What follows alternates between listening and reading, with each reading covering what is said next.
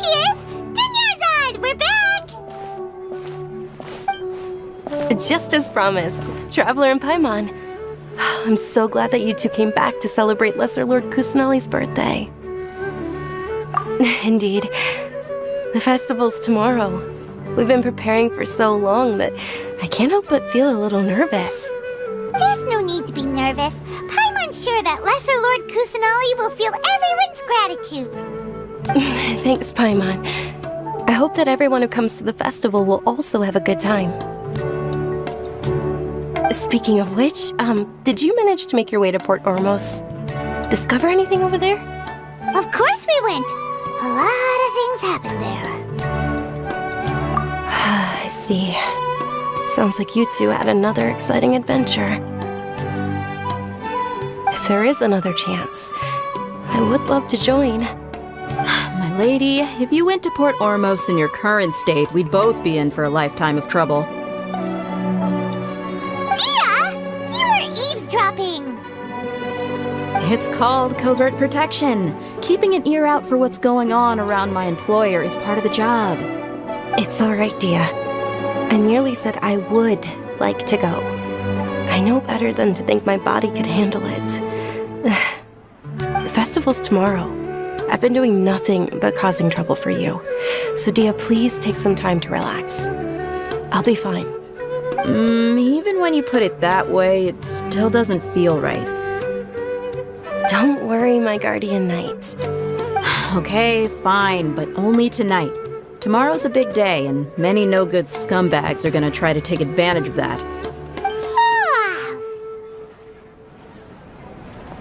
Oh, you two must be exhausted from your long journey back to the city. My apologies for not realizing this sooner. I've already prepared a room for you to rest. Please follow me. Whoa, you're so thoughtful. Paimon's so ready.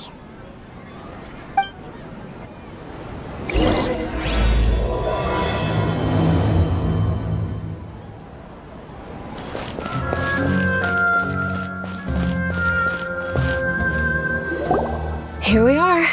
It's also fairly close to where I've been staying. It looks really nice.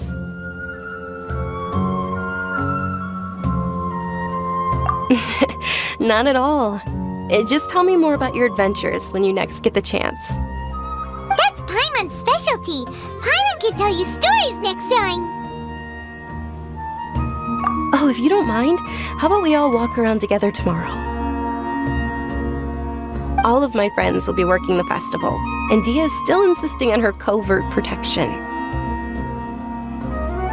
Yeah, it'll be pretty hard to relax and enjoy the festival if Dia's constantly hovering over you, right? Then let's meet at the nearby bazaar first thing tomorrow morning. Have a great night. It's a deal. Good night, Dunyarzad. I may be too excited to fall asleep tonight. See you tomorrow. Paimon's starting to really look forward to the Sub-Zero festival too. Will there be lots of yummy food? Oh no.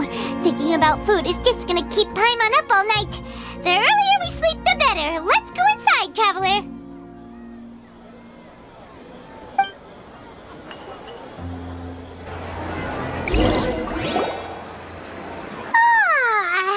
Did we oversleep? We should go meet Dunyarzad right away!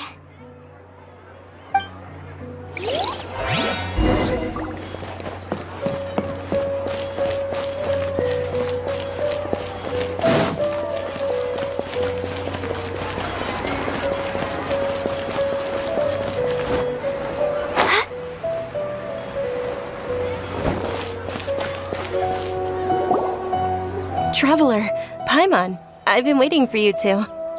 Good morning, Dunyarzad. We must have overslept a little bit. Not at all. I arrived early. Today is finally here. I must cherish every moment as if it were gold. You've worked so hard for this day. You gotta enjoy it to the fullest. You know it. Oh, it's just that, as expected, I had some trouble falling asleep last night. I'm hoping my body won't be too much of an issue today. Well, shall we? Let's start with the stalls over there. Many vendors came out of the blue to support the event, and they insisted on covering costs themselves. Let's go give them some business. They paid for everything out of pocket? Oh, sounds like they're not in this just for the mora. They all said that contributing to a lively festival atmosphere is more important than money. Especially since we don't often get to celebrate Lesser Lord Kusanali's birthday. Ooh, they're selling food over that way! Let's go take a look!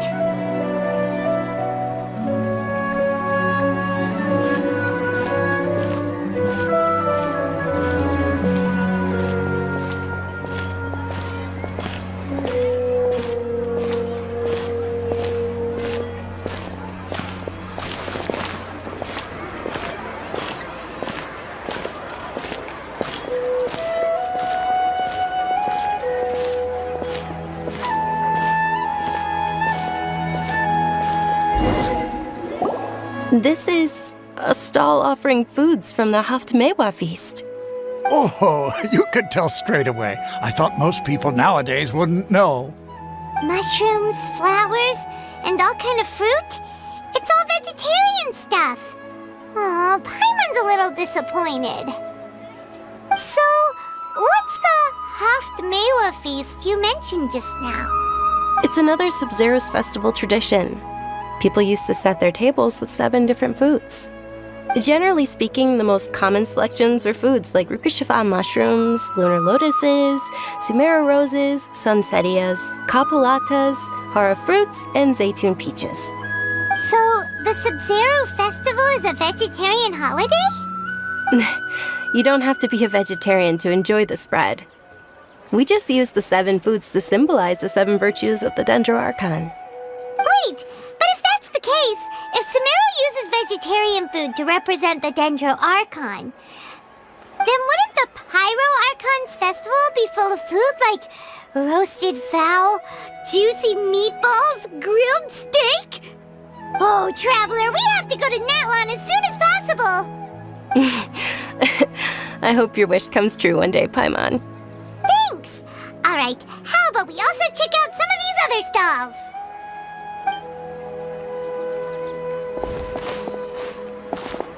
Dear customers, would you like to try your hand at alchemical divination? What's alchemical divination? Those two things sound like they'd be fun to try together. Right? I thought the same when I first heard about it. It is said to be a mysterious craft invented by none other than Lesser Lord Kusanali herself. So, how does it work? It's quite simple. After you give me any 2 alchemical reagents, I'll use them to perform a random transmutation. Sure sounds random. So random that it will probably fail. That is precisely what we need. After the transmutation fails, your one and only diviner here will interpret the remnants. Well, according to Lesser Lord Kusanali, everything is interconnected, and all that occurs can be traced back to fate. You could say this is a pearl of old wisdom. Why does everything sound so much more credible when Dunyarzad says it? Are you guys working together? So that's the true wisdom behind it. This young lady sure knows her stuff.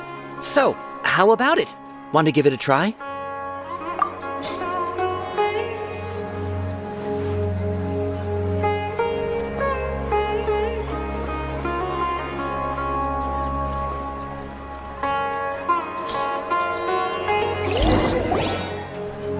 Okay, one moment. It's the moon. Paimon wants to take a look too! Is it? It looks more like a pie that Paimon bit into. Generally speaking, the moon signifies... It means... Wait a moment. Is he really looking it up in a book? Oh, I remember now. It means illusions and lies. Illusions and lies? That sounds rather ominous. Yes, but this book says that if you trust your intuition and overcome your fears, the sun will surely rise. He's not even trying to hide his book anymore. Naturally, fate will only ever show you the beginning of a journey. It is up to you to forge your own ending. Oh, thank you so much. I'll keep that in mind. Oh, it's nothing. I'm just learning as I go. Guess that was still pretty interesting. Okay, on to the next stall. They say the Sub-Zero's festival was very lively a long, long time ago. Large flower carriages used to parade through the city. As they headed towards Port Ormos, people would throw flowers, candy, and liquor all along the way. Dunyarzad's eyes are sparkling right now. I wish I could have seen that spectacle. But if you ask me, I'm sure Nilu's dance of Sub-Zeros would be just as impressive. Things can't go on like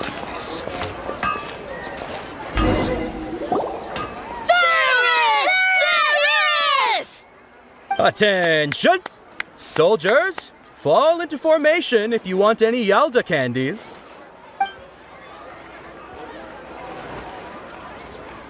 It's a weird guy with a weird hat. Hey, it's Dunyarzad! Wow! Miss Dunyarzad, the children love you even more than the Yalda candies. In the few short days it took to prepare for the Sub-Zero's festival, the children have all grown very fond of you. The Hallowed Knight of Flowers. It's an honor that you know my name. Attention! In the name of Ferris, the Knight of Flowers, I commend you on your contributions to the glorious Sub-Zero's festival. All right, little soldiers, take your Yalda candies and don't forget your loyalty to Lesser Lord Kusanali. Dismissed!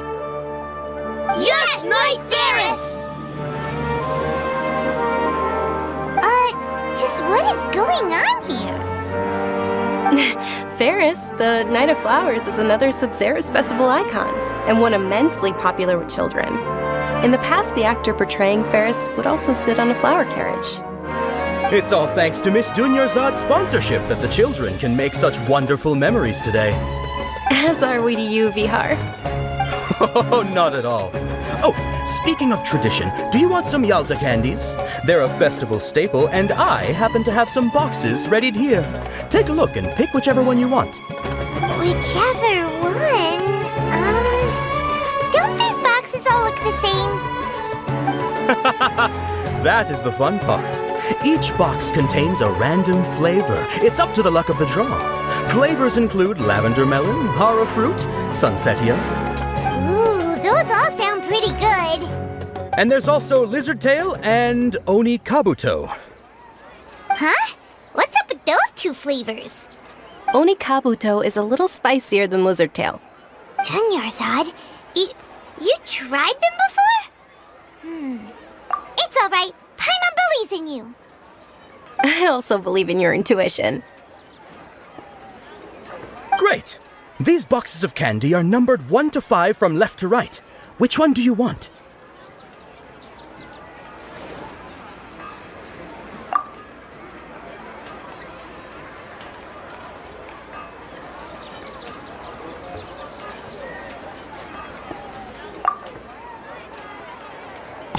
Attention! That's unfortunately lavender melon. Oh, Paimon thought you survived so many epic battles because you had incredible luck. But looks like Paimon was wrong. The sunsetia flavored candy was in box number 4. How about this? The most important thing is that everyone has a good time at the festival. So please, take both boxes. Really? Thanks a lot, Knight of Candies. It's Knight of Flowers, not Knight of Candies. Paimon really wilted the carriageless Knight of Flowers. They all basically sound the same. We got our candy, so let's keep going. Oh, actually, I just remembered that I left something behind. Since you're here, can you come with me to get it? Dunyarzad, you probably forgot because you're so excited about the Sub-Zero's festival. How embarrassing.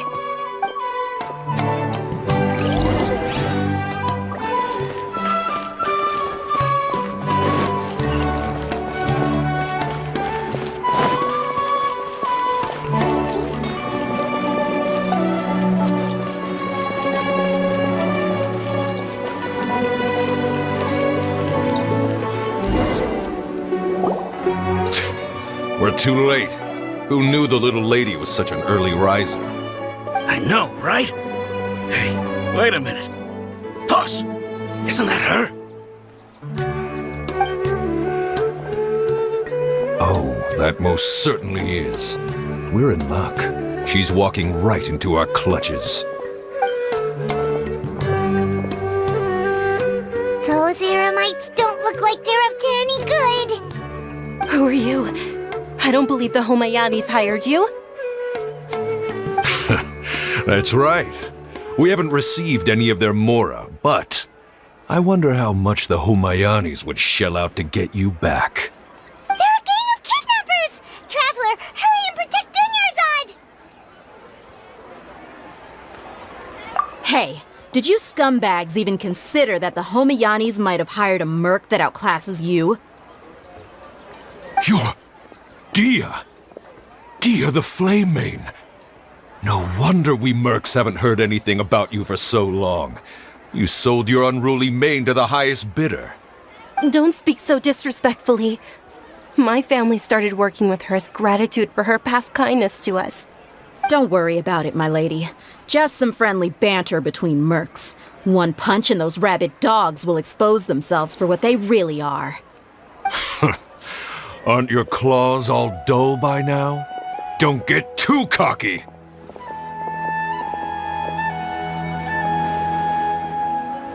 Traveler, take Miss Dunyarzad to a safe location. No, we're gonna stay and help. There's too many of them.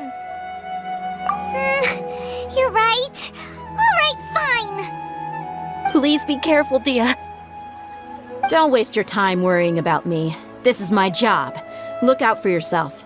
After I've wiped the floor with them, I'll go find you all.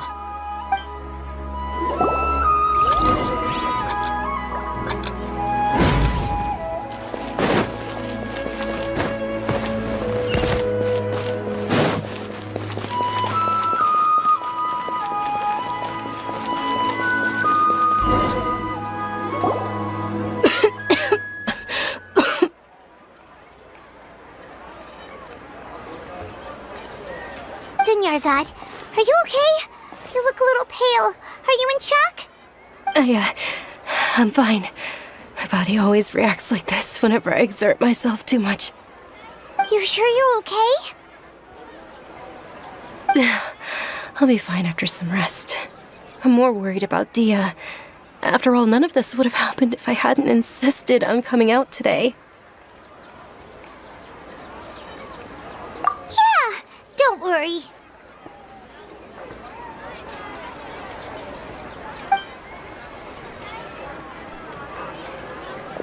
My lady, Traveler, found ya. Dia! You took care of them so fast! Any more of them? Or rather, did anyone follow you? Dia, your arm! Oh, this? I'm fine. It's just a scratch. Normally, they wouldn't have been able to land a hit on me at all, but I'm still getting used to this new greatsword. Please, let me take a closer look. Come on, it's nothing. Us mercs aren't as fragile as you think.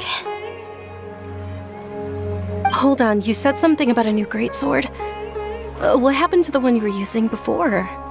About that. Well, I sold it, because I was low on mora. Stuff like this happens every now and then. It can't be. The anonymous donation that was used for the venue's final round of preparations?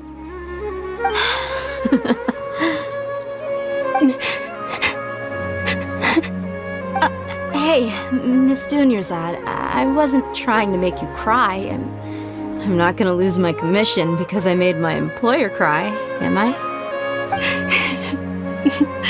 Okay, making your employer cry won't affect your commission, but selling your weapon without permission and getting hurt? I'll have to reevaluate your performance. You're so unreasonable, my lady. Thank you very much, Dia. Don't be like that. I get embarrassed really easily.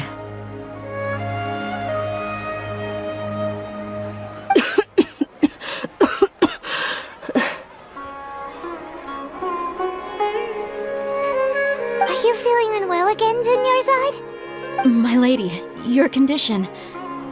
Traveler, can you take her somewhere to rest? I'll look around the area to make sure we're safe from an ambush. Truly, I'm sorry for the trouble, everyone.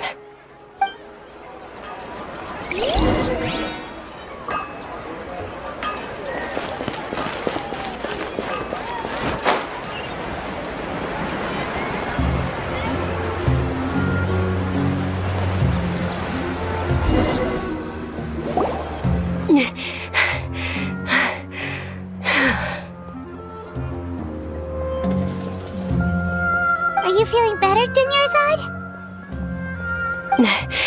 Yes, much better. Just give me a few moments and I'll be good to go. I didn't realize you were concerned about it. I guess I shouldn't continue to keep it a secret.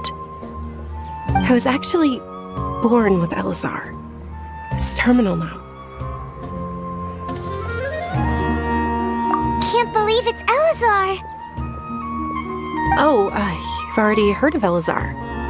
In that case, you probably know about its severity. Sumeru's current medical advancements still haven't been able to find a cure. The disease's progression can only be delayed through environmental therapy. Dunyarzad. There's no need to be sad. I've always lived with Elazar and I came to terms with it a long time ago.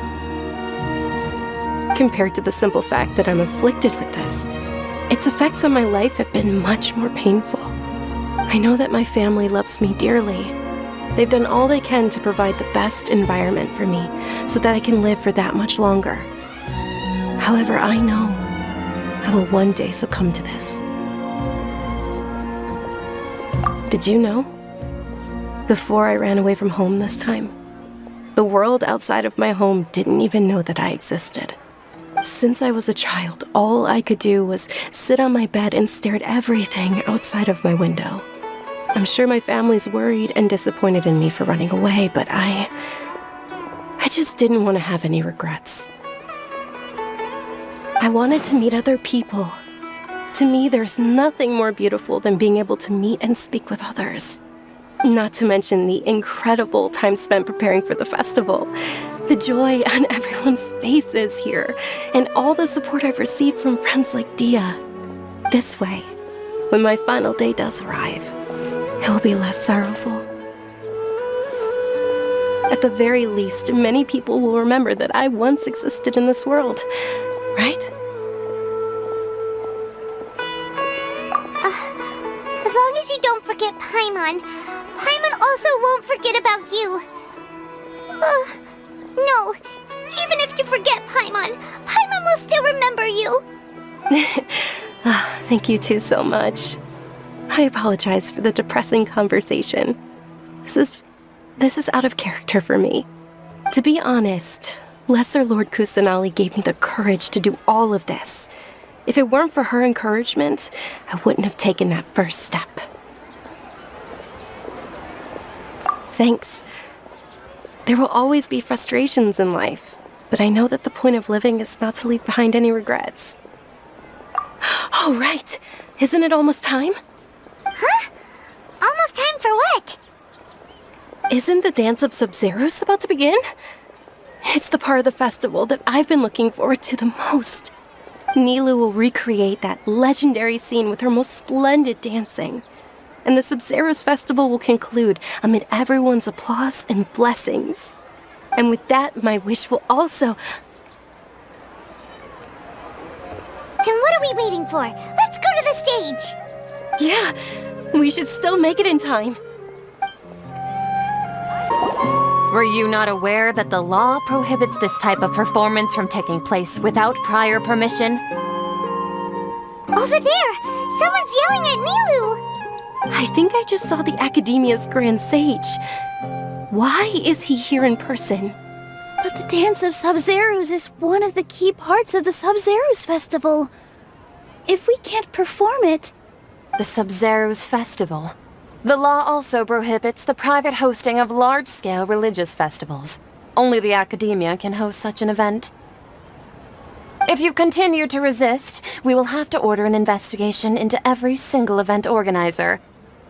The Grand Sage has already granted you much leniency. I advise that you exercise tact. How did things turn out like this? The Academia was originally responsible for the Sub-Zerus Festival, but they failed this responsibility for many years. I need to speak with them. This is a hard pill to swallow, but you're right. Things would only get worse. Art, dance. Aren't you ashamed of pursuing such frivolous and meaningless activities in this land of knowledge and reason? Our Archon created the utopia that is Sumeru City for all scholars who sought validity, verity, and truth, while people like you wish to defile it. No. I believe that our Archon never rejected the arts. Even the goddess of flowers dedicated a dance to her. With your lack of intellectual credentials, I do not believe you are qualified to debate with me. What you should be doing is finding workers to tear down this ridiculous eyesore.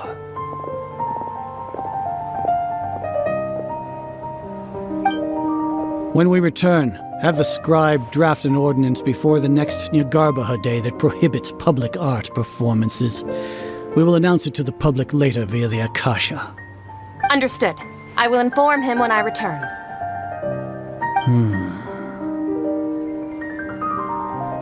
The Sub-Zerus Festival. Go celebrate the birth of that god to your heart's content. Nilu, are you okay? Oh, Dunyarzad. You all saw that just now? The Grand Sage ordered us to stop the performance. Yeah. Let's go somewhere the Academia can't find us and perform there. But how do we let everyone know? And what about the atmosphere on the stage? Or we could get people to block them off so they can't interrupt the performance. No. They just threatened to investigate the organizers. If we were caught... Nilu, it's all right. Don't worry about it. But you've been looking forward to the Dance of Sub-Zerus so much. And I know how important this festival is to you. I don't want you to have any regrets. It's okay. Seeing you care this much about my feelings is more than enough. It would be too risky to continue the Sub-Zerus Festival at this point. I don't want to get everyone in trouble. If you say so. But you can sneak out for the next Sub-Zerus Festival, right? We'll make sure the next one is a smashing success. The next one. Yes, okay, it's a promise. It will be a smashing success. I can't believe this is how things turned out. Those heartless geezers. It really is okay. There's nothing we can do about it. Still, I'd be lying if I said I had no regrets. I would have loved to see Nilu's dance.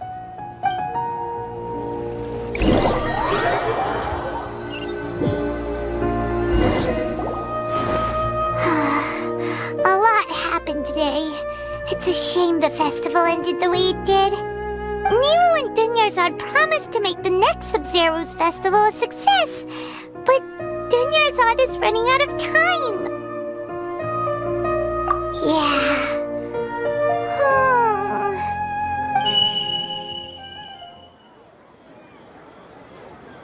All connections have been secured to construct the most stable framework possible. The project has entered its most critical phase. Power has begun to flow from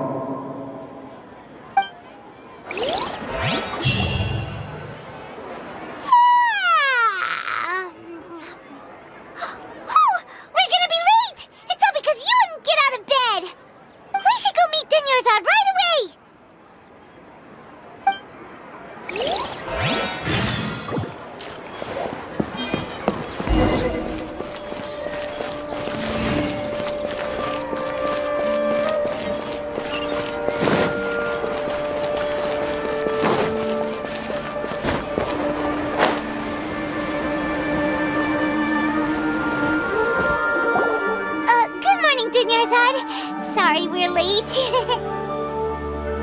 Not at all. I arrived early.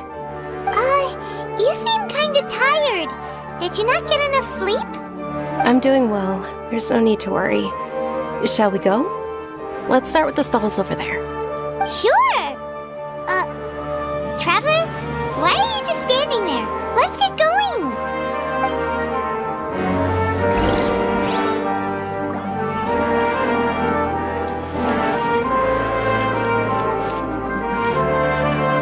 Ooh, they're selling food over that way!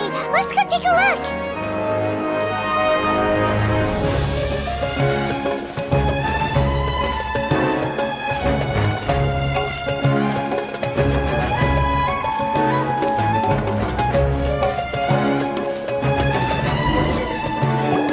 This is a stall offering foods from the Haftmewa feast.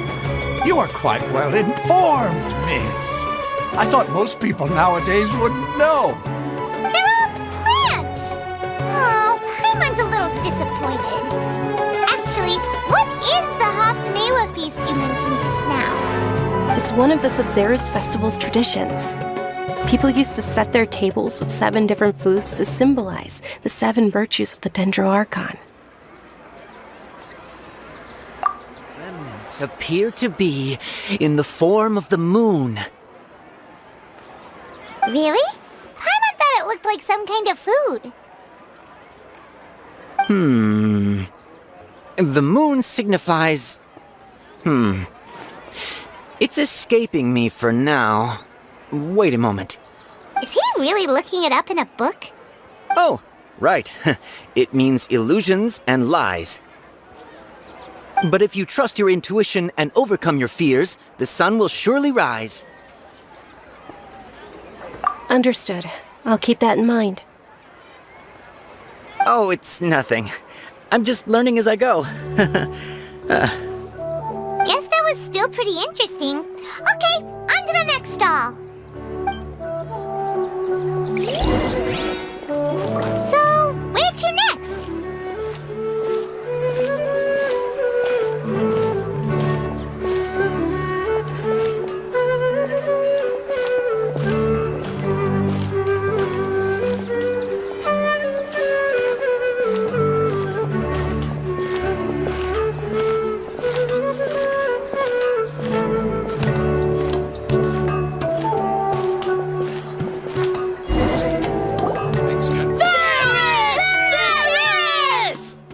All right, soldiers. Now that you have your Yalta candies, don't forget your loyalty to Lesser Lord Kusanali. Dismissed! Yes, Knight Ferris! What's going on? Is this a play? Ferris, the Knight of Flowers, is another Sub-Zero's festival icon and one immensely popular with children. It's all thanks to Miss Dunyarzad's sponsorship that the children can meet the Knight of Flowers. Oh, do you want some Yalta candies? I happen to have some boxes readied here. Take a look and pick whichever one you want. What's to pick? Don't these boxes all look the same? It's not that simple. Each box contains a random flavor. It's up to the luck of the draw. Flavors include lavender melon, hara fruit, sunsetia.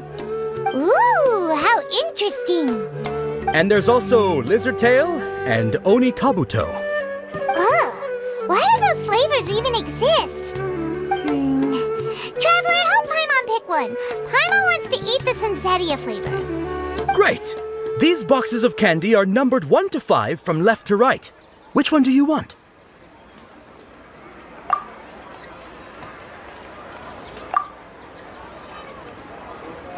Ah, excellently chosen. Number 4 is indeed Sunsetia. Ha-ha! Paimon bet you had incredible luck, and Paimon was right!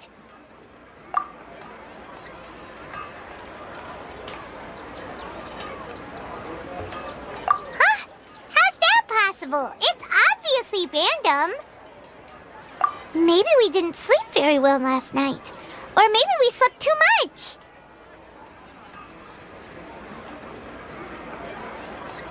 Oh, sure. Huh? Where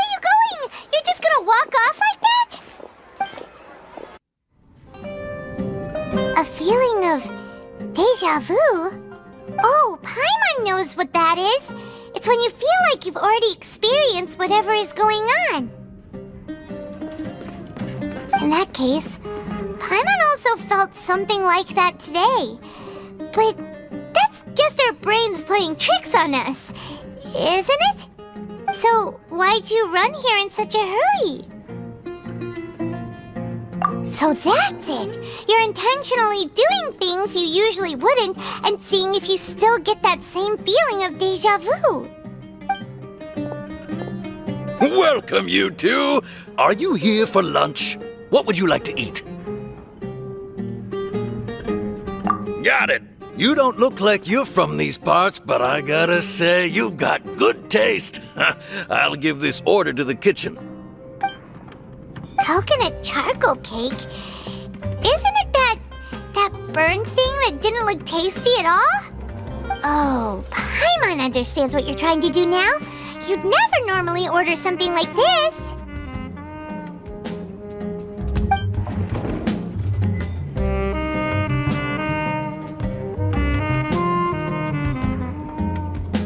That thing? Are you really gonna eat it? Isn't this going a bit too far?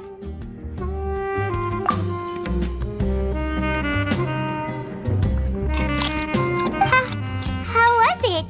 The look on your face is telling Paimon that it tasted awful. Then, you mean... That's impossible! We were just talking about how gross it looked! So, would this be a case of taste bud deja vu?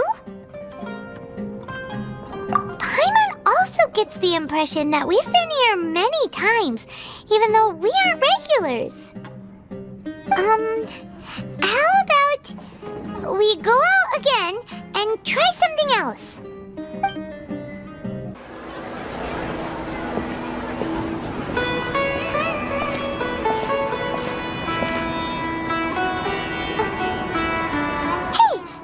Is sitting by yourself on that bench over there.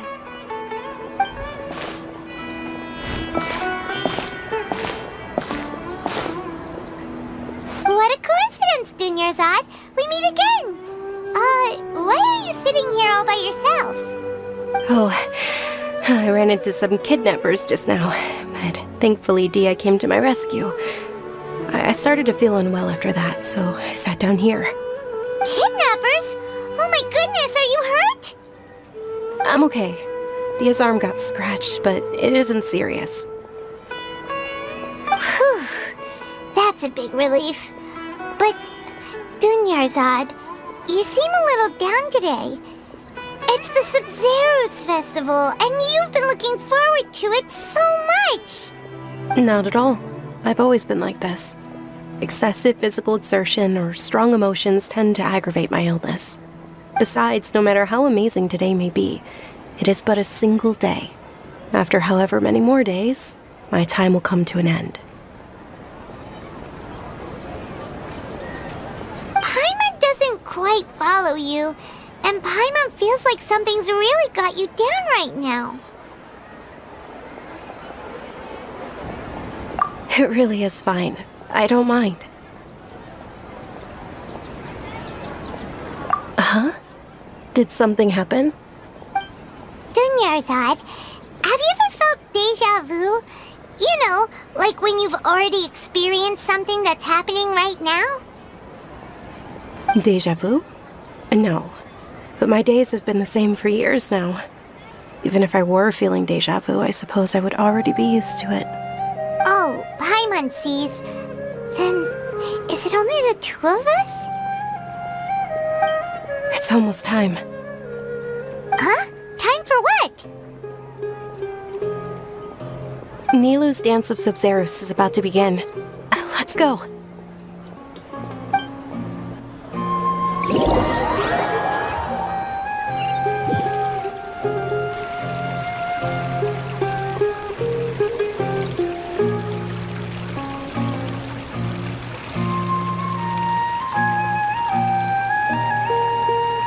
With your lack of intellectual credentials, I do not believe you are qualified to debate with me. What you should be doing is finding workers to tear down this ridiculous eyesore.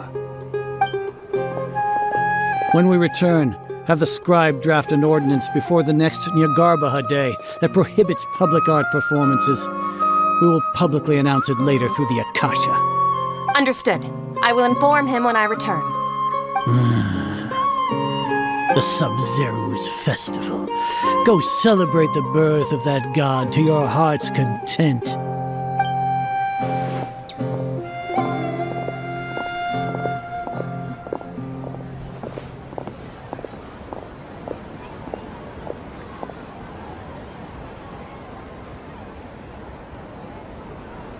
Nilu, are you okay? Oh, Dunyarzad. The Grand Sage ordered us to stop the performance. It's okay. There's nothing we can do about it. But you've been really looking forward to this. I don't want you to have any regrets. It truly is unfortunate, but I don't want to cause trouble for anyone. Didn't the Grand Sage say that he might investigate the organizers? True, but... Well, okay. I'll just have to try again next year. The next festival. I probably won't be around by then. Wait, what did you just say? No, nothing. I'll be heading back to rest. Thank you for your help, everyone. Paimon can't believe what those heartless geezers did!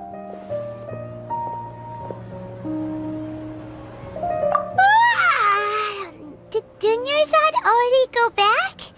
We should also return and get some sleep.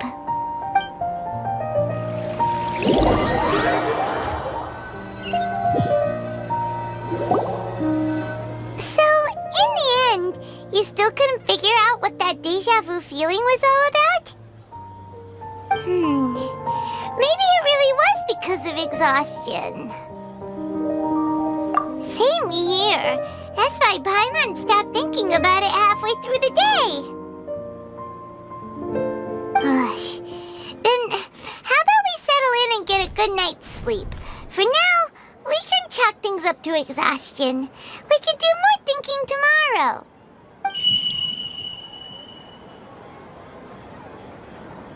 Observing a modest drop in the output of jnana energy, but values still remain within normal parameters. Continue to monitor for variances in the data and find the cause as soon as possible.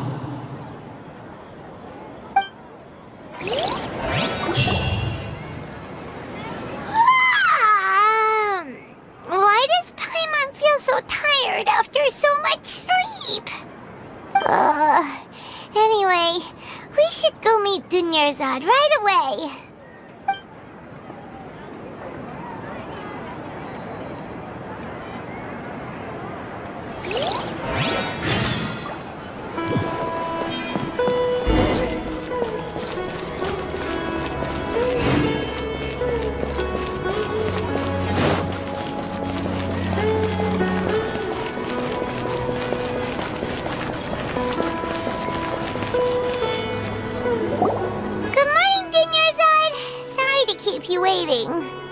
Not at all.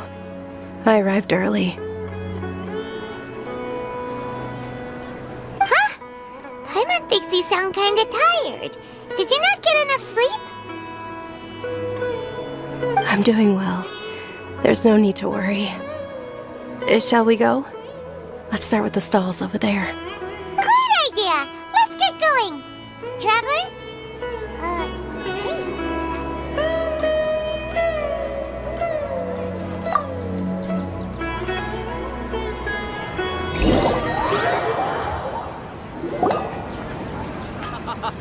It's all thanks to Miss Dunyarzad's sponsorship that the children can enjoy the Sub-Zeru's festival.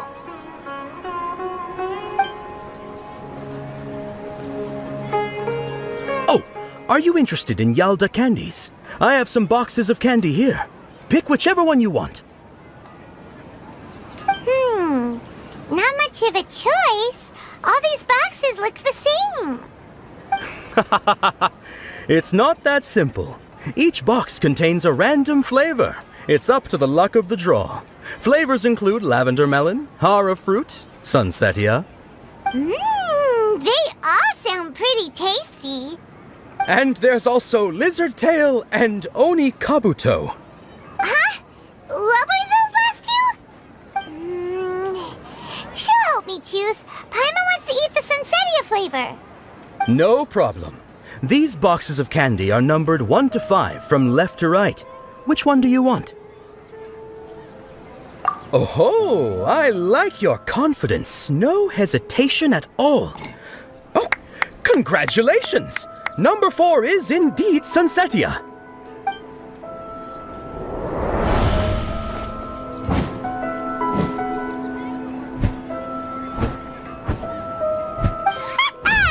Paima knew she always had incredible luck. Paima's not really interested in the other flavors. Wait. How did you know? Don't tell me that you already knew which flavor was in each box. What? She was right about all of them? That couldn't have been luck. How is this possible? I packed all those boxes this morning and they've been sealed ever since. You couldn't have known beforehand. Mind reading? X-ray vision? Or some kind of magic trick? This is way too freaky. Tell us what's going on. Since when did you get superpowers? Traveler?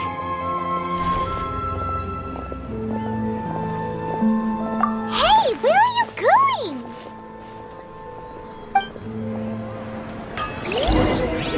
What's going on? Did you see something? Us leaving Dunya's side without letting her know is kinda rude, you know.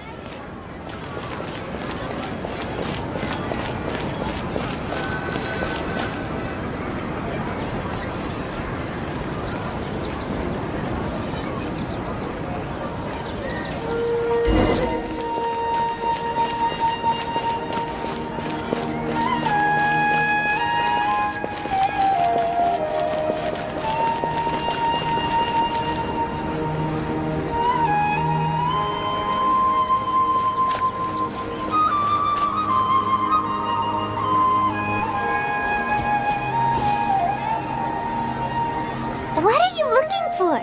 Why did we come here?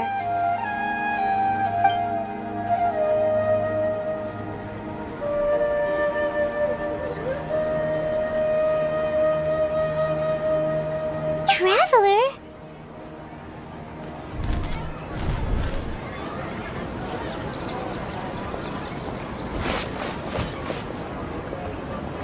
That's...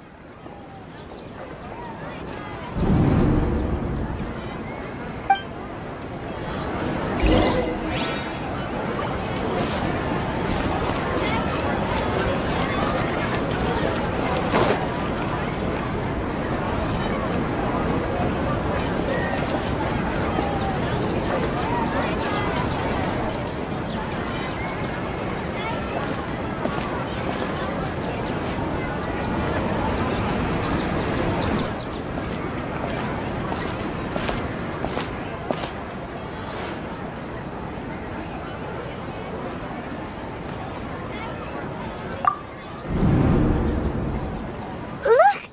That's... Isn't that Dunyarzad?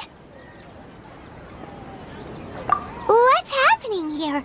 Why are there 2 Dunyarzads? You already know that this isn't your first Sub-Zero's festival, don't you? I'm sure you already know how to use this. A knowledge capsule? Where did you get it? What's inside? You should use it too, Paimon. You know Paimon? Well, this seems kinda sketchy, but Paimon feels like this is what we should do.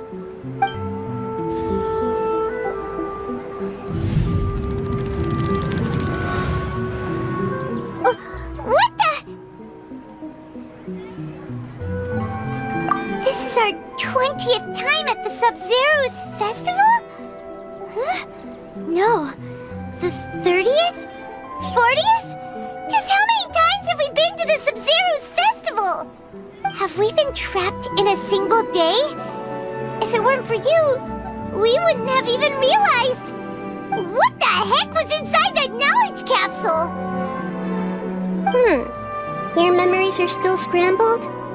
Try your best to remember. This isn't the first time we've met, and I answered that question a long time ago.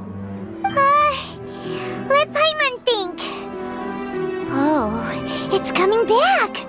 Meeting you was the real catalyst for restoring our memories, and the knowledge capsule was just your means of showing our minds the way.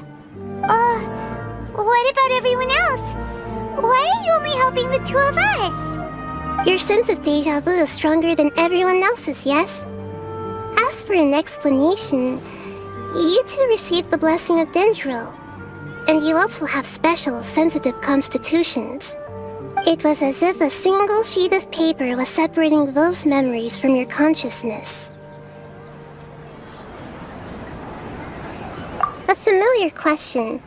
I think this is the 7th time you asked that. As you can see, she isn't doing well. You probably sensed it too. The Dunyarzad you were just with is different from the first Dunyarzad you met. That first Dunyarzad is in front of you right now, and she doesn't have a lot of time left.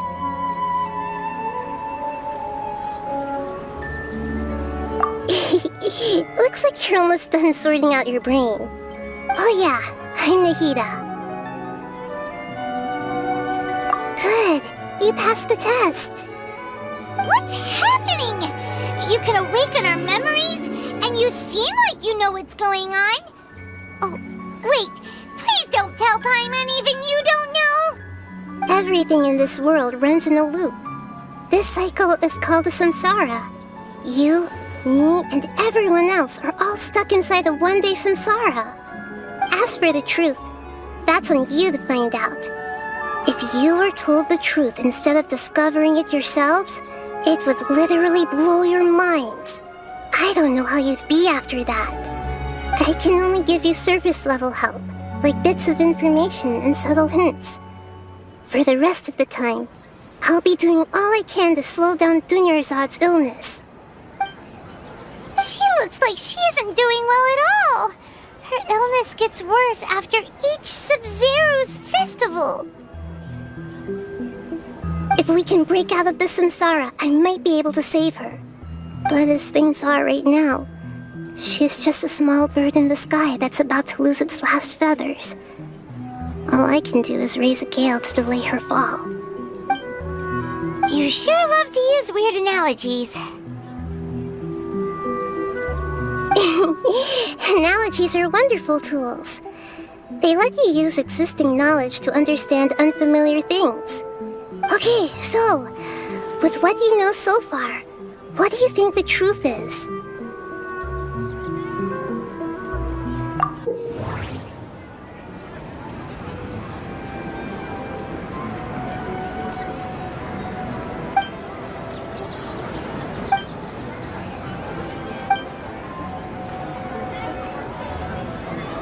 We've already experienced the Sub-Zero's festival many times, and the day of the festival seems to be in a perpetual samsara.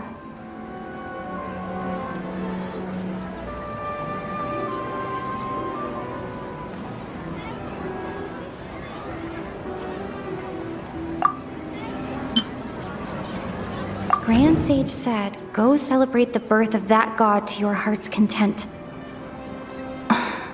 Did he mean something more?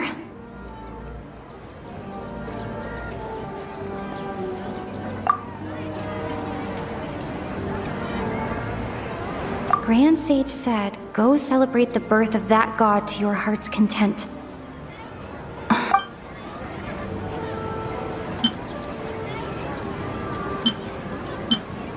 My mind feels exhausted, even though I haven't done too much thinking. What is going on?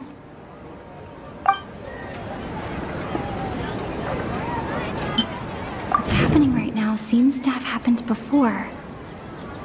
This feeling has been getting stronger and stronger.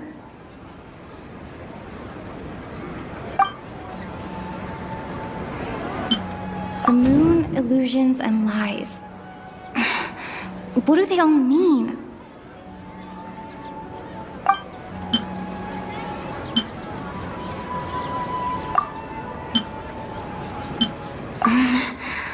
I can't seem to cohesively piece everything together.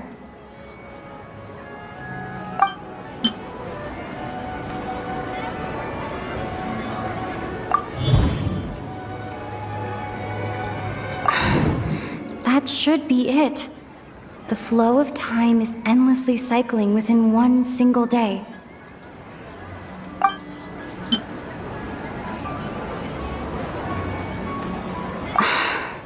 That doesn't sound right. I need to carefully think things through.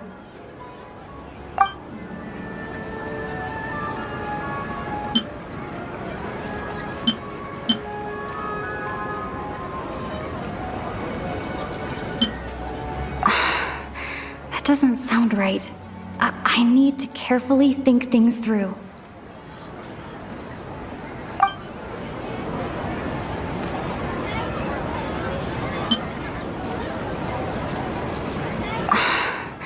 That doesn't sound right.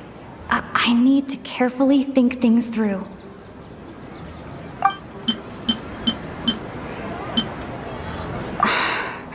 That doesn't sound right. I need to carefully think things through. A time loop. You've given similarly wrong answers in the past. A pity. Still the wrong answer? Paimon thought that made a lot of sense. It feels like time's just repeating itself. A simple time loop can't explain some of the phenomena. You two are still missing a lot of information. Unfortunately, I can't give you any more hints.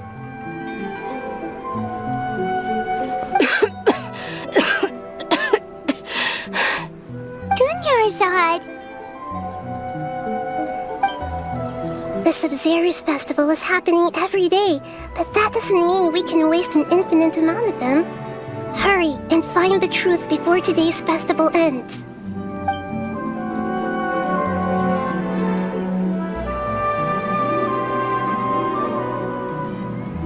Let's think about our current situation. To save Dunyarzad, we have to escape the samsara of the Sub-Zero's festival. And to do that, we need to figure out what's happening.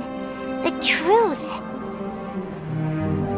Nahida rejected the idea of a time loop, so we must have missed something, right? Paimon's memories say that we've already done this many times, but let's go talk to people again. It's more productive than sitting here and scratching our heads. Why don't we start with those stall owners? Hey there! Hey, it's you guys again. Where's your cultured friend? She's feeling a little unwell. I see. Did you come back to buy something? I guarantee the freshness of my products. I harvested them from the forest just yesterday. Huh? What brought this about? I hurried back from the forest yesterday, and I'm selling produce here today. I haven't felt anything strange. To put it another way, if you really think about it, was yesterday truly yesterday? Did you actually come back from the forest yesterday? What kind of philosophical nonsense is this? Are you two daydreaming? Didn't you know that no one dreams in Sumeru? Go somewhere else if you want to find someone to daydream with.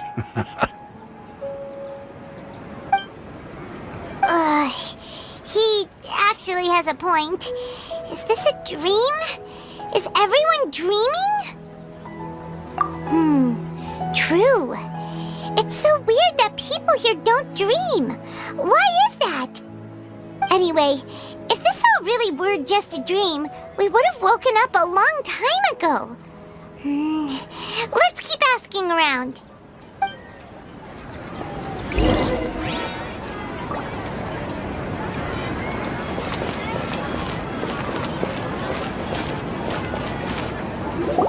Oh, it's you two. Was my divination so accurate that you felt compelled to compliment me in person? Ooh, I knew it! I told you, the god's divination is highly accurate. You just hadn't fully understood its significance yet. You're really excited about this, huh? That's exactly why we came back. Help us better understand it. Help you better understand it? Well, that isn't exactly what I excel at. So, you're admitting that you don't have a clue? Anyway, what kind of situation did you get into? Huh? Hold on a second. I thought you guys just lost your wallet or fell for a scam. What you just said, are you serious? Does that kind of thing actually happen in real life? Paimon knew you weren't going to believe it. Marvelous. Truly marvelous. I believe you. Recall the interpretation of your divination, the moon, illusions, and lies. It really felt like an omen. When you say it like that, the divination does sound like it's related to what's going on. Can you read any more into it? I believe that the Archon's revelations are never more than vague hints. Anything more specific is beyond the reach of mere mortals. The book only says, if you trust your instincts and overcome your fears, the sun will surely rise. So that's how it is. Looks like fortune-telling is just fortune-telling. It's no good for practical problems. We haven't made any progress. Who else can we talk to? Paimon remembers that we tried talking to her a couple of times, but she always thinks we're playing pranks on her. You think she'll brush us off again? Yeah, if we tap into Dia's strong sense of responsibility as a mercenary, then she'll definitely take us seriously. At this time of day, Dia's probably just finished beating up those kidnappers. Let's go find her.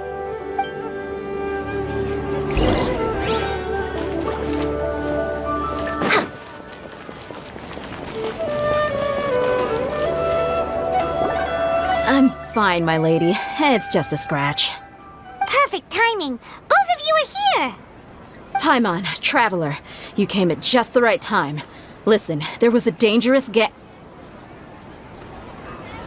Huh? You saw? Then why didn't you jump in earlier?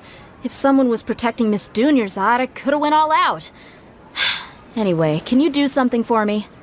You want the traveler to take Dunyarzad somewhere to rest up while you check to see if there's still any kidnappers around. Did Paimon get that right? How did you know what I was going to say?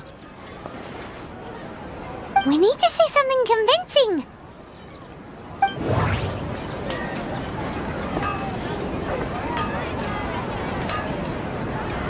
People in Sumeru don't dream.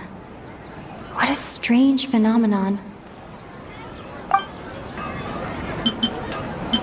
Dia sold her greatsword to raise additional funds. And then she was injured because she wasn't used to her new weapon. The moon, illusions, and lies. What do they all mean?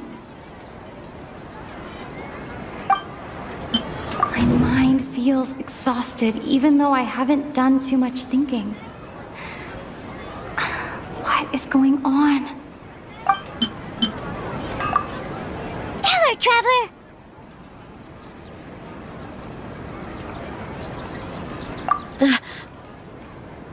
I didn't tell anyone about that. Including Miss Dunyarzad. You couldn't have known. And just now, you literally took the words right out of my mouth. What's going on? All right, so this is the situation.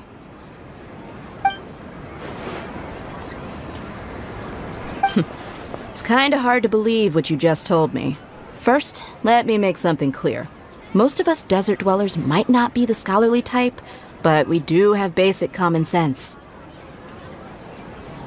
She's quieter than usual, uninterested in anything, and really gloomy. Yeah, she isn't the same as before, but her parents said that this is how she was like at first. Huh? At first? I don't quite understand what you're all talking about. I'll go rest on the bench over there. My lady, are you angry?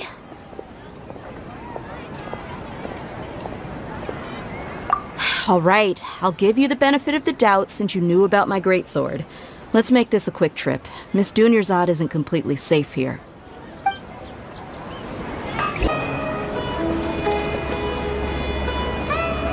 Nahida! We brought a friend! Are you busy? I thought I told you that it won't help to bring anyone here. We just wanted her to see the real Dunyarzad's condition. The real Dunyarzad? Where and who are you talking to? Huh? I told you that you two are special. Other people can't see me or Miss Dunyarzad here.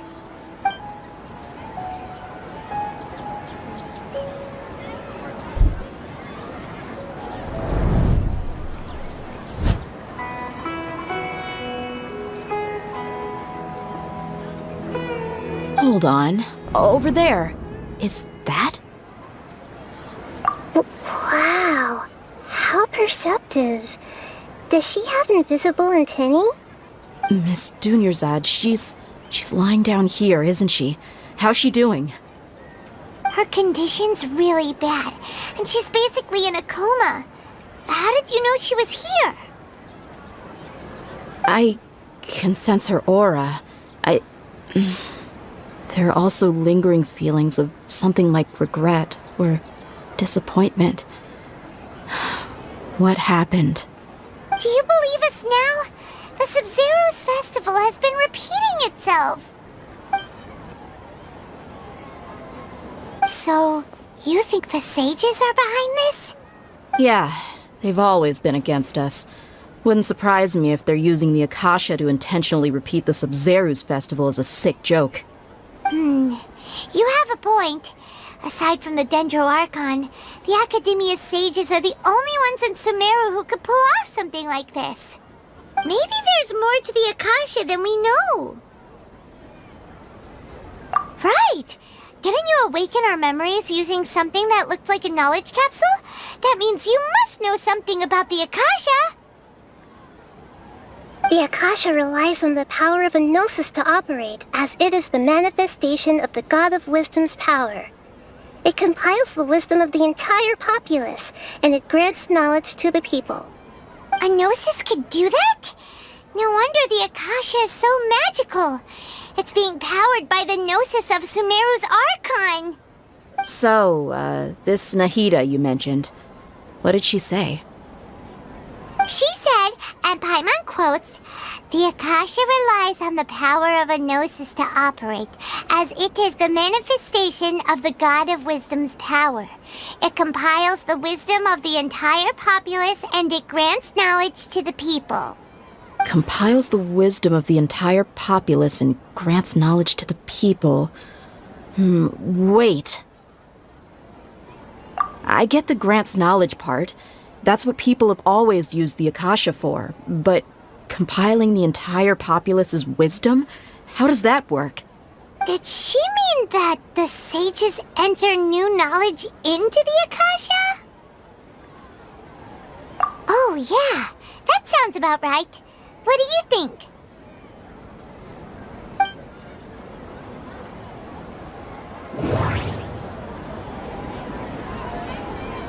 People in Sumeru don't dream. What a strange phenomenon.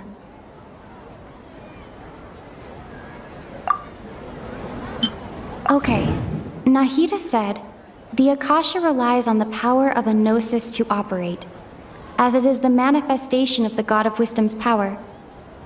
It compiles the wisdom of the entire populace, and it grants knowledge to the people. That doesn't sound right. I need to carefully think things through. That doesn't sound right. I need to carefully think things through. My mind feels exhausted even though I haven't done too much thinking.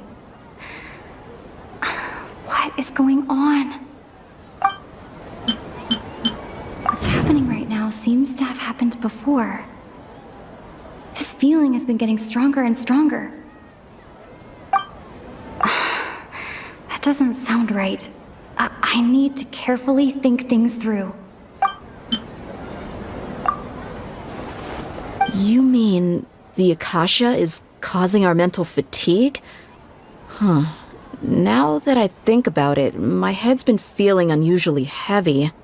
When the desert dwellers set off on their quest for knowledge, a sage once said, knowledge always comes at a price. Compiling the entire country's knowledge. You think the Akasha pulled a 180 and is extracting information from us? Who knows? The Akasha can put knowledge into our heads, so who's to say that it can't also poke around in there? We don't know any specifics. What's the point of doing something like that? Just think about it. If you could combine the knowledge of every single person in Sumeru, then you can basically turn Sumeru City into a single massive brain. This hive mind could make breakthroughs in problems that even the smartest geniuses can't crack. An excellent deduction. And the analogy comparing Sumeru City to a massive brain? I love it. In that case, we should take off our Akasha terminals right away. Maybe that'll solve this problem. Yeah, I was only wearing this for show in the first place. Didn't expect the sages to cook up such a conspiracy. Mark my words, when this is over, I'm getting evidence and exposing this whole thing to the public. How does everyone feel? Huh? What is it? Oh, that! Paimon knows what you're talking about. It's a single soft beep that sounds like it's coming from the Akasha terminal. The sound of a beep. Could it be a prompt tone for when the Akasha is operating? That's probably an important clue. We weren't using our terminals, but we heard a beep anyway.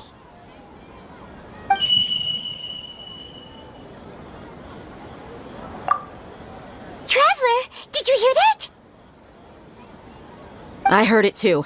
Our ears aren't messing with us. There was definitely a beep, but it sounded like it was coming from inside my head. We took off our Akasha terminals.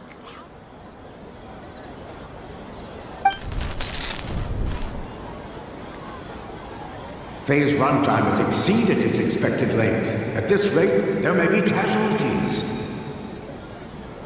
But we cannot lose all of our progress.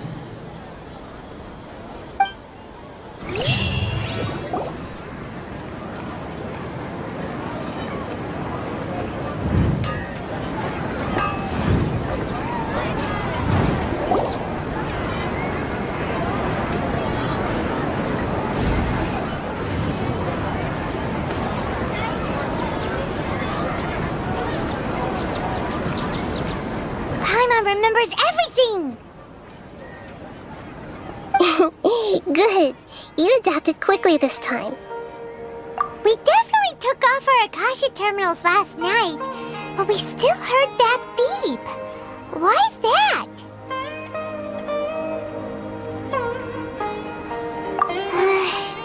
But now we can at least confirm one thing. The Akasha definitely has something to do with whatever's trapping us in this cycle.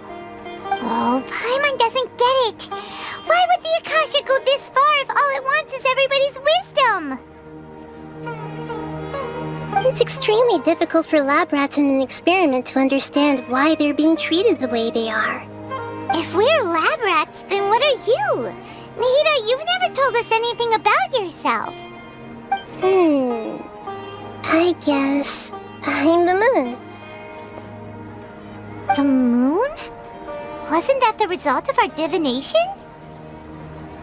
Anyway, knowing who I am won't help you get closer to the truth, so you should focus on other things. Don't get distracted and miss any clues. Okay then. Dia helped us a lot yesterday, so let's go find her. If Paimon's reading the time correctly, those kidnappers should be showing up soon.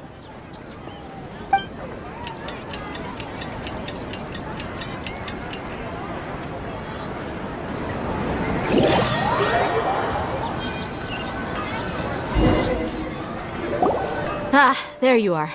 I've already taken care of those kidnappers. My lady, did you get hurt? Dia? What's wrong? Why are you both gawking at me like that? You didn't get hurt this time. Huh? What do you mean this time? Why are you so surprised that I managed to get out unscathed? Those kids were amateurs.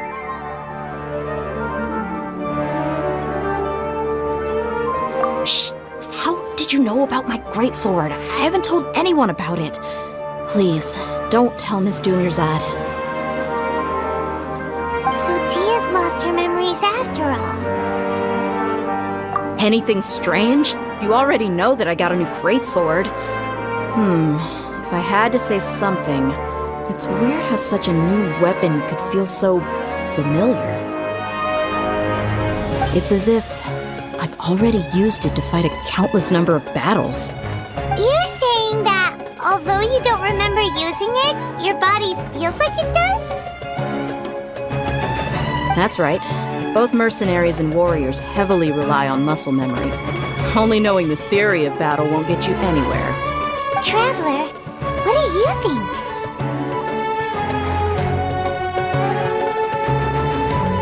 Yeah, Paimon's feeling really hopeful. Oh, you're right! Earlier in the Samsara, something like this would have never happened. I have no clue what you two are talking about, but it's still dangerous here, so... So you want us to take Dunyarzad somewhere else to rest while you check if there are still more kidnappers around, right? How did you know what I was gonna say? Can you read minds? Forget it. Go and do your thing.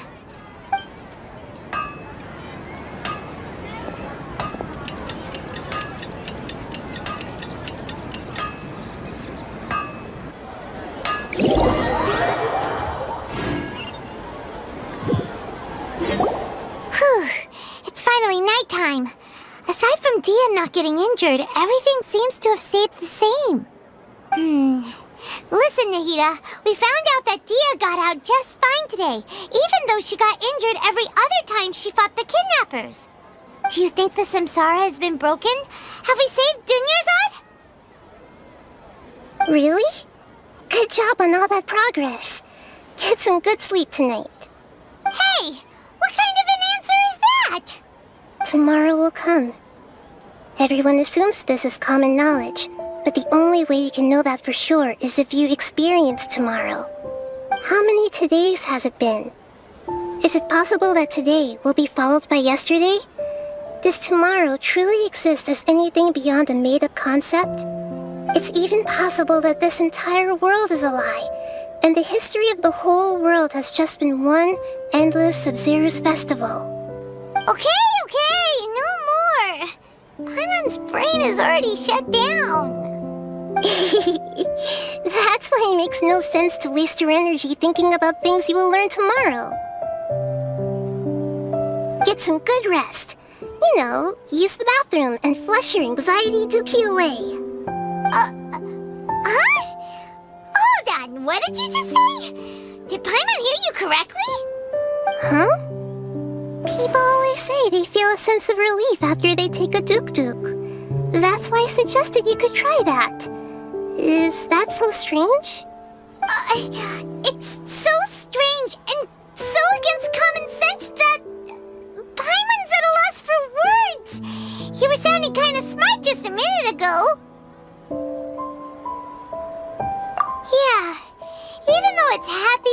lively at the Sub-Zero's festival every day? It feels like it's been a long time since we've really gotten to relax. Let's go back to our room.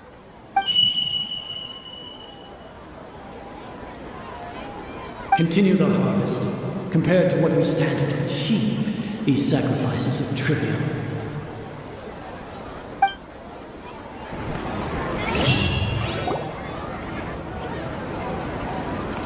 We're still in the same day!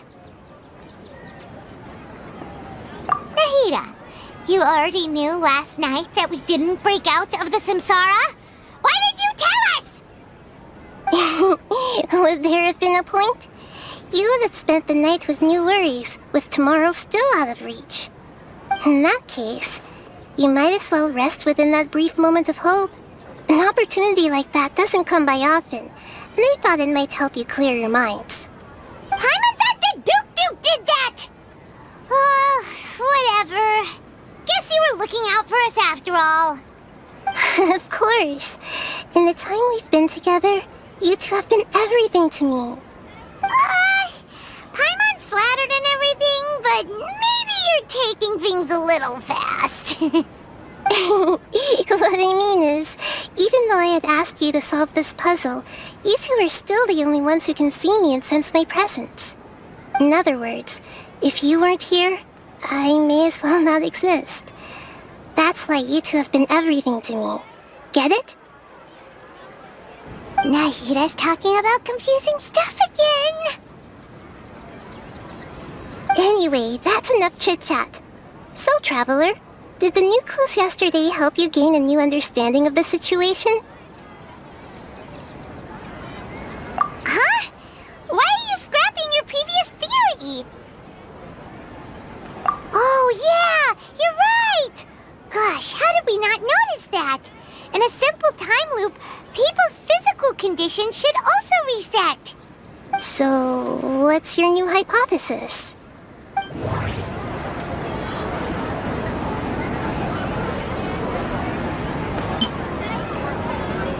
Mercenaries rely heavily on muscle memory.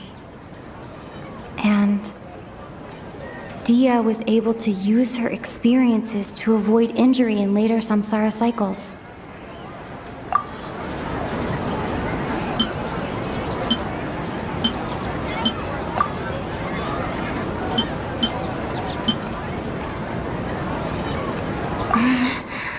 I can't seem to cohesively piece everything together.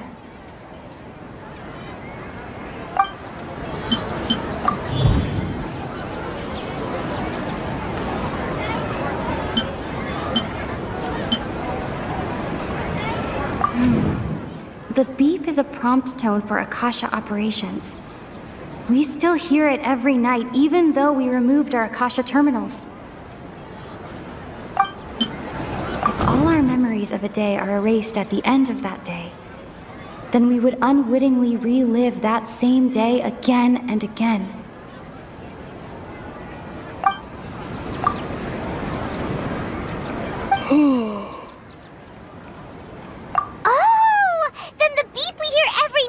Just be indicating the deletion of our memories. That's why when we wake up, everyone thinks the Sub-Zero's festival hasn't happened yet. It's already the next day, but everyone still thinks it's the day before. But muscle memory can't be erased. That's why Dia has been getting better at using her greatsword. Now everything makes sense. A brilliant deduction. Nahida, tell us if we're right or wrong. To put it simply, it's as if you've mistaken a pyro crystal fly for a firefly in the night. You lost sight of its true nature because you focused too much on your perception that it glows. That isn't simple at all! Why don't you go talk to Miss Dia again? You might learn something new. Right! She did help us find our latest clue after all. Let's go! There you are. Really took me a while to find you. As expected, Dia also didn't get hurt today. Get hurt? Why would I? Don't underestimate me. Well, you're still getting used to your new greatsword. Huh. Truth be told, I also think it's pretty strange. It just suddenly felt so familiar in my hands and... wait a second! How did you know I got a new greatsword to begin with? I didn't tell anyone about it. Traveler, could you explain the situation to her today? Paimon's gotten a little sick of doing it. Oh, that works!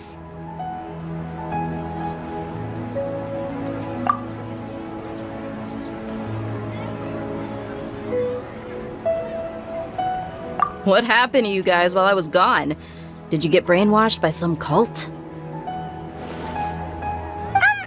Don't think too hard about it. Just take what we're saying at face value. Alright then, let me get this straight. You're telling me that my body's already gotten used to this greatsword, but my brain just doesn't remember it? Yes! Your memory's being erased every day! Then I'd have to disagree. That's impossible. Oh? Why do you think that? If we've actually been reliving the Sub-Zeru's festival day after day, then what happened to the things we used, the money we spent, the food we ate? Common sense says my wallet should have emptied itself a long time ago. There's no way I wouldn't have noticed that.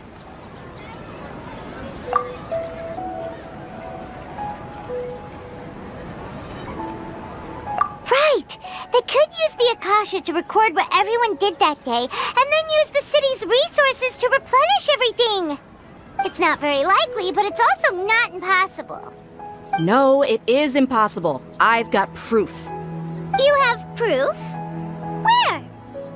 You two are surprisingly serious about this nonsensical discussion. Fine, I'll play along for a little longer. Come with me, Miss Dunyarzad. Please come along as well. I still can't guarantee that this area is safe. Paimon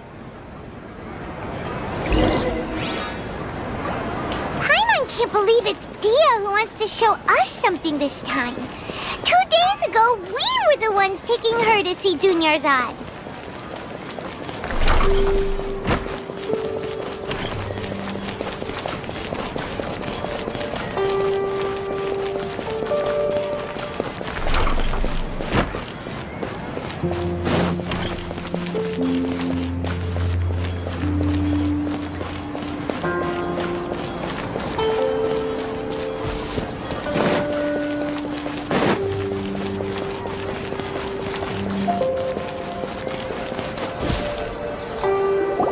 This is it.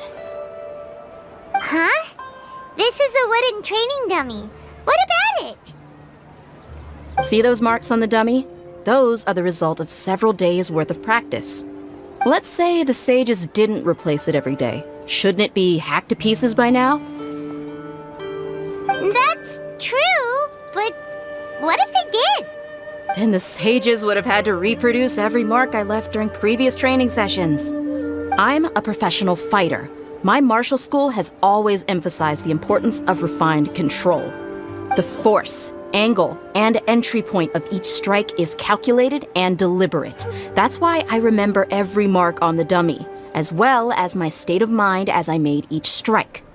It's just as they say, each swordsman has their own unique style, and even the same swordsman can't make the same cut twice. It would be impossible to copy these marks. Is it really impossible? What if they used some fancy machine to carve every single mark? People often say that a camera's photo can never replace an artist's painting because the former has no spirit to it. The same thing applies here. At a mere glance, I can differentiate carved marks from the results of combat training. Whew, I hope that cleared things up for you. Hey, is this that new brain exercise game that's been super popular with the scholars lately? It's surprisingly fun. Anyway, it's getting late. I should escort Miss Dunyarzad to Nilu's stage. See you later. Well, back to square one. Is our memory deletion theory also wrong? But at least we've reached some other conclusions in the meantime. Yep, that's true. So, can we think of any new ideas right now? Strange? Paimon feels like everything's been strange lately. Huh? Leaving the city? It's really strange how we never thought of such a simple solution. Many things should become clear if we can confirm the flow of time outside of the city. Paimon can't believe it. Did we miss this because we're tunnel visioning too hard on our other theories? Or because we're just too tired? How about we go back and ask Nahida? Maybe we've forgotten something about leaving the city.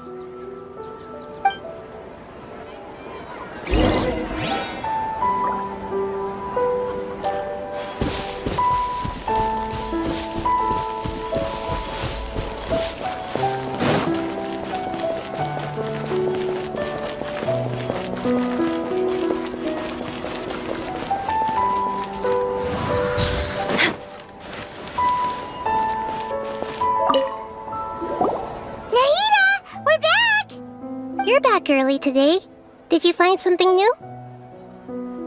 Sort of. We're mostly sure now that we're not in a time loop. And we also aren't in the real world. But at the same time, we have a new question. Leaving the city. As far as I remember, you've mentioned your plans to do that twice before. We did? But we don't remember anything. What happened after we talked about those plans? What did we say when we got back? Let me think. I don't think you ever actually told me what the outcome was. Oh, it's probably more accurate to say that both times you never came back the whole night. But you two sometimes stay out the entire night anyway, so at the time, I didn't think too much about it. It is true that sometimes we lose track of time during our investigations. Before we know it, it'll already be the next day. But still, neither of us remember anything about leaving town. Really? That's kinda strange. In theory, I should have already awakened all your memories. Yep, something here's definitely fishy. Let's get to the bottom of this tomorrow.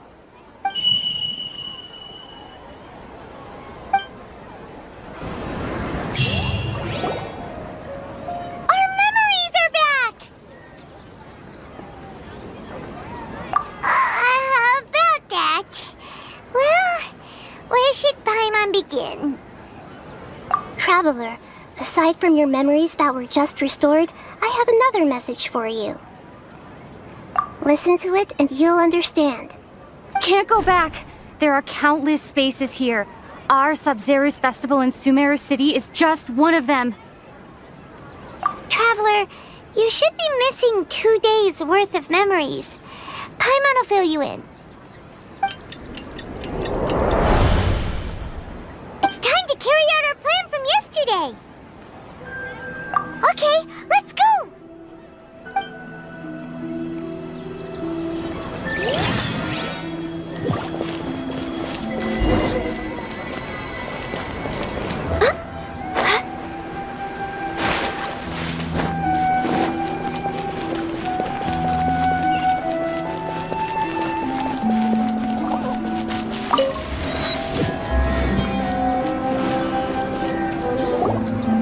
Why can't we leave the city? What is the academia up to now?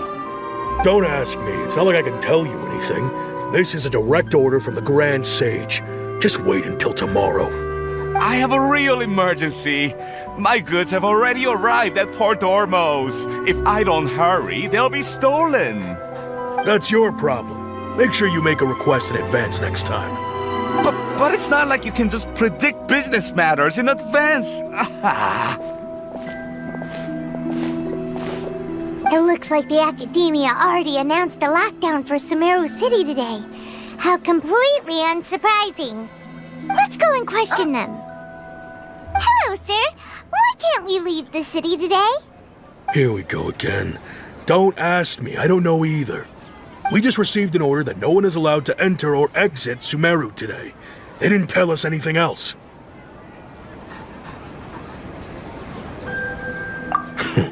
Angering me won't get you anywhere. If I had that kind of insider info, I would have left this stupid post long ago.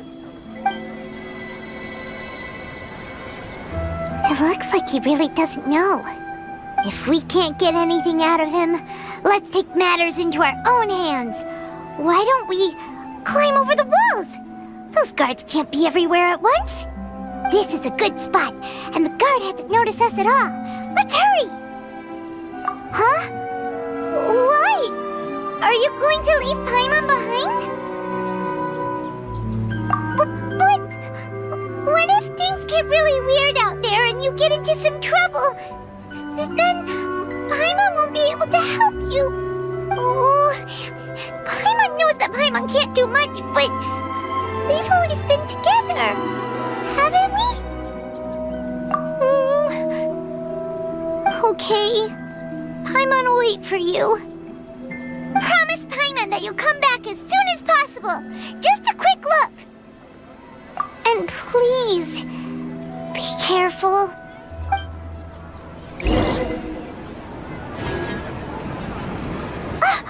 Memories!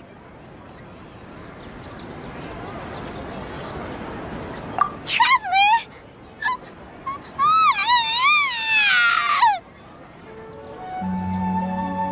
Paimon thought Paimon would never see you again. You just disappeared.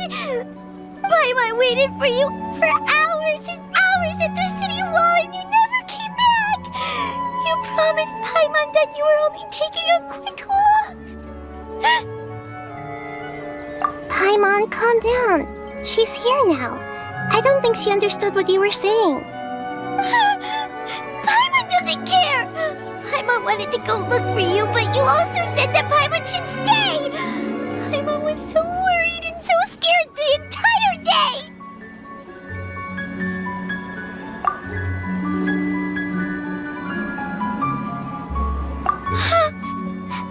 Okay. Paimon will forgive you. The most important thing is that you didn't actually disappear. Oh, Paimon was so scared that you had gone into another world. Okay, Paimon, can you tell us your perspective of what really happened yesterday?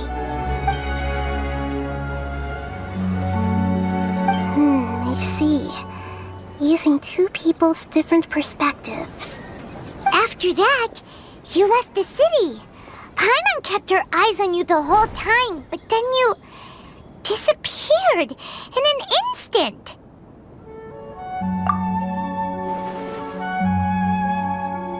No way! Paimon was watching you with the fullest attention. What's your perspective, Traveler? You sure you don't have any memory of this? I guess that explains everything. You also lost your memories the last 2 times you tried to leave the city. Those days' memories can't be awoken. So, if we leave the city, our memories will be completely erased? It really sounds like something big outside of the city is being hidden on purpose. But this way, we'll also never discover what's outside.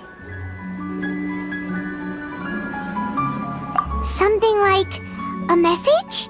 But how can we send it back? Don't look at me like that. I'm not used to being stared at. Well... Okay. You want something that can pass on messages, right? Give me some time and take care of Dunyarzad for me. Yep! Now we're talking!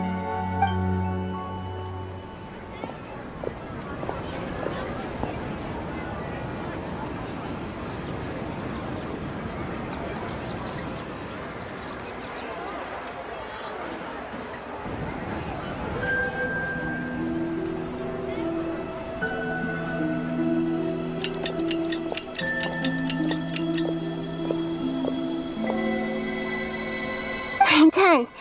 Here you go. What? Isn't this just an Akasha terminal? I made some little changes. Akasha terminals are already capable of sending messages. I just tweaked it so that it could connect to any node. To make something like this? Nahida, you really know the Akasha like the back of your hand. Anyway, we can use this now to record a message, right? Yep. I'll help you save the messages. It should be pretty easy to use. I just can't guarantee the user's status and signal coverage when they're outside the city. We'll never know until we try. At least we're taking the initiative now. Let's go then. Let's expose those sages. All right. Paimon isn't as worried about being separated since it happened once yesterday. But Paimon still isn't happy about it. Okay, see you tomorrow, Traveler. That covers everything that's happened so far. Yes, although the signal was choppy and had some interference, we still managed to receive 2 messages from you when you were outside. Okay, now that you understand what's going on, let's hear the messages together.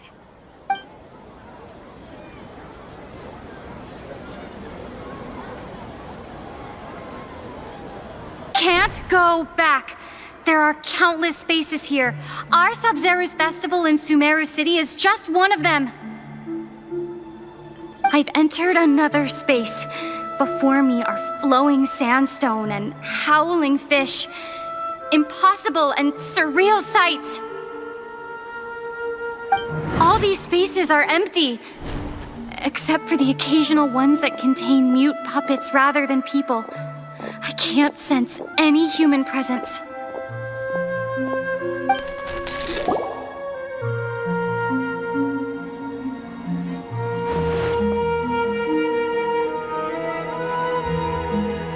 That's one heck of an info dump. It sounds like you left the Sumeru City space when you set foot outside of the walls. But everything looked completely normal when Paimon was looking out from the inside. That's unbelievable. And if we take your word for it, the other spaces all had very weird contents. There's another part here. We only received it last night. These spaces have been disappearing, one after the other, absorbed by something like a sun in the sky. And now, even the final space has also disappeared. Behind me, a lot of spaces just appeared again from thin air. I get it now. Those spaces are actually...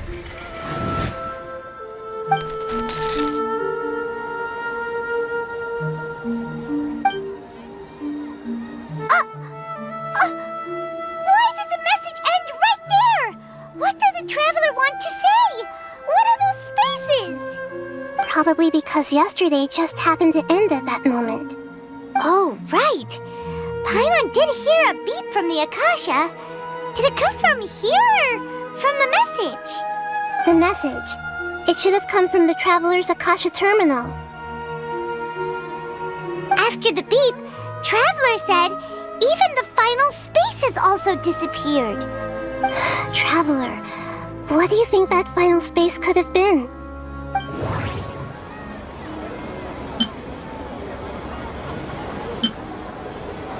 All the bizarre spaces I saw outside the city had one thing in common.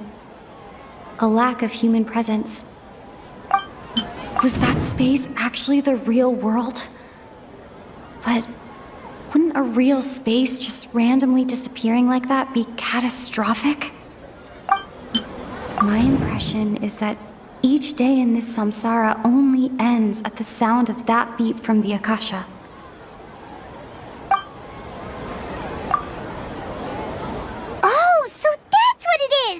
After the sound of the beep, the final space, the Sub-Zero's festival, also disappears, and we're taken to the next day.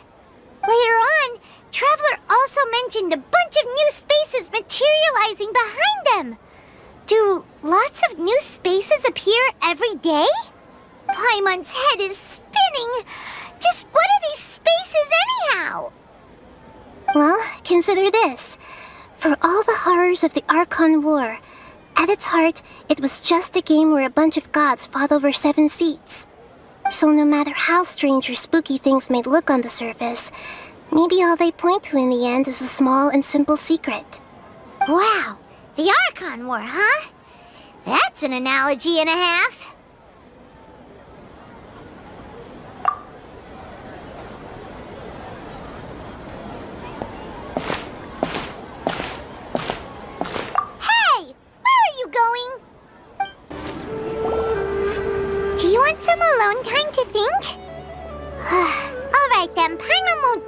you.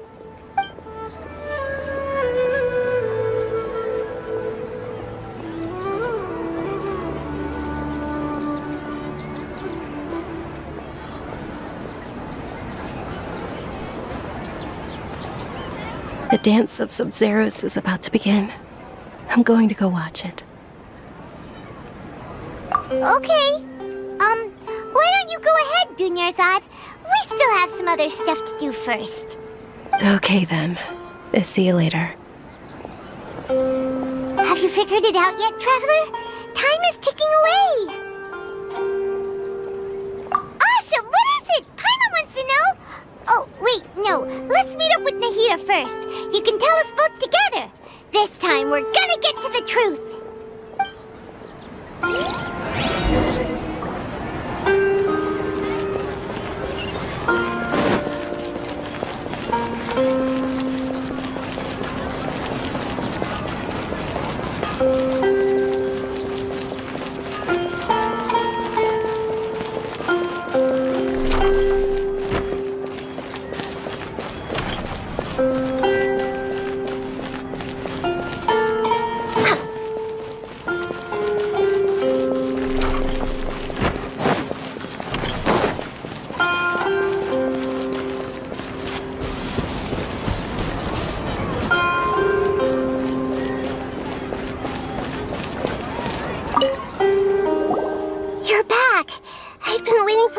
You two. Judging by the looks on your faces, are you ready to take your Sub-Zero's exam and graduate from the festival? Okay, first off, have you discovered the hidden truth?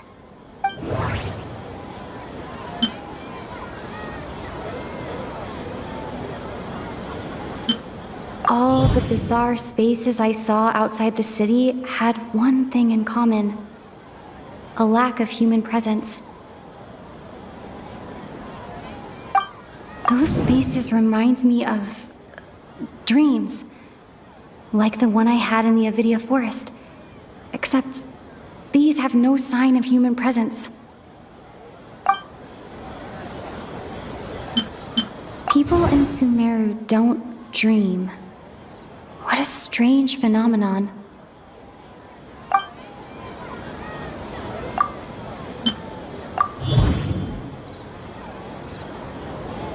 We are all in a dream.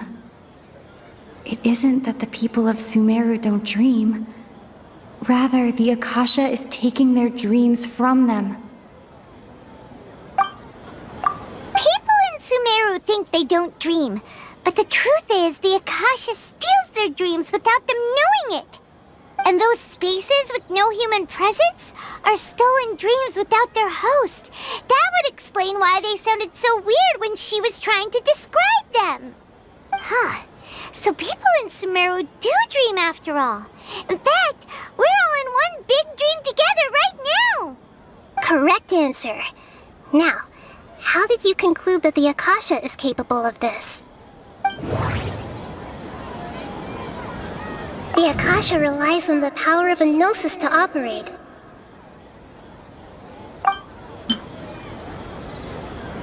It is the manifestation of the God of Wisdom's power. It compiles the wisdom of the entire populace. And it grants knowledge to the people. Oh, okay. Those dream-controlling creatures in the forest also get their power from the Dendro Archon, right? That would explain why the Akasha has the ability to control people's dreams, too. But is stealing everyone's dreams really how the Akasha compiles their wisdom? Isn't there anything more to it than that? Dreams are fantastical, complex, and full of imagination. People's brains are the most active when they're dreaming. In other words, dreams are rich bundles of human wisdom. So, in other words, the complete opposite of how Hypatia understood it. Paimon remembers her saying that the sages think dreams are foolish delusions, and the fact that no one dreams is a blessing from Greater Lord Rukkhadevata. So it was all a dirty trick? The real story is that the sages from the academia are using the Akasha to steal people's dreams for their own use, huh? Oh? By the sounds of it, you understand the current situation pretty well. So then, what about the samsara?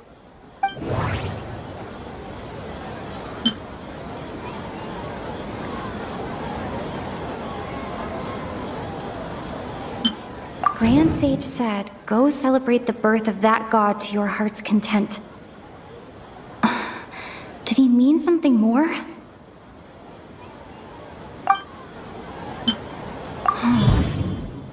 Those spaces kept disappearing before my eyes. But as soon as that beep sounded, many more spaces materialized. Those dreamscapes kept vanishing. But as soon as that beep sounded, more new spaces appeared.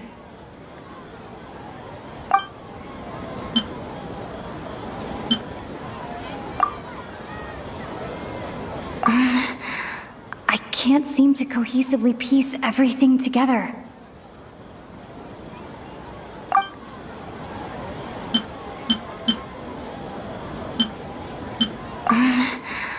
I can't seem to cohesively piece everything together.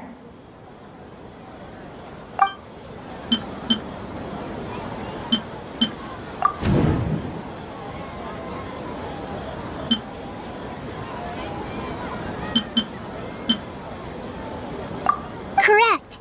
The Akasha is keeping each person's brain in a constant dream state, but also separating their consciousness from their own dream.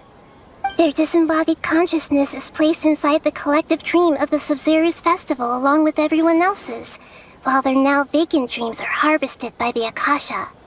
No one is any the wiser as another day passes in the dream, and so begins another samsara cycle. People wake up to yet another dream about the Sub-Zero's festival. The dreams that belong to them are once again harvested by the Akasha, and so it continues.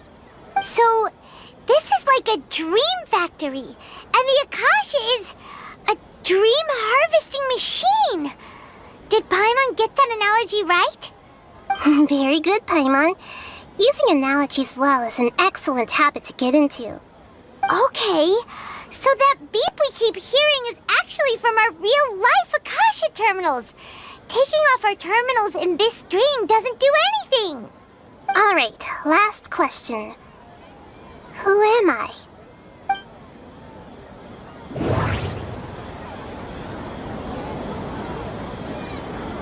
They say that alchemical divination is the Dendro Archon's divine revelation. So then, if Nahida has referred to herself as the moon...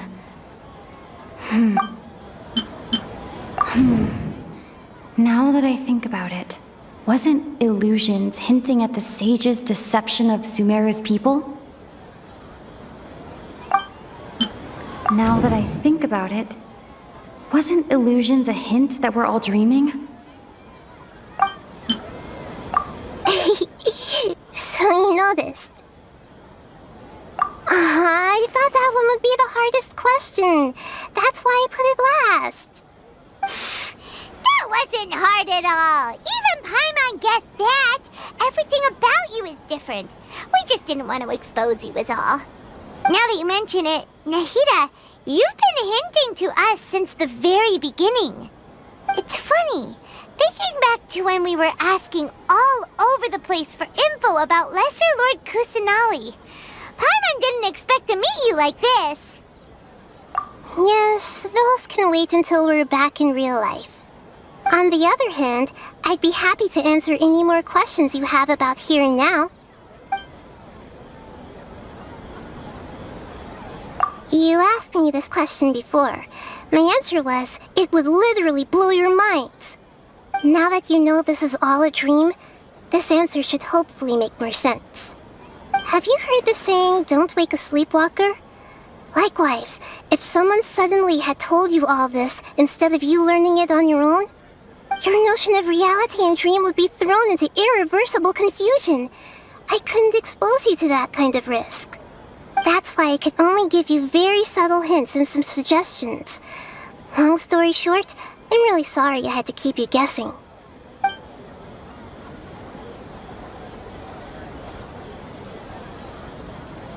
Firstly, this dream we're in is completely based on reality. People have already experienced this Sub-Zero's festival, so it would be very difficult for them to find anything that strikes them as surreal. Secondly, you're probably wondering why people don't have any memories from earlier samsara, right? That's because people don't remember their dreams most of the time anyway. And in any case, their actual dreams are being taken away from them by the Akasha.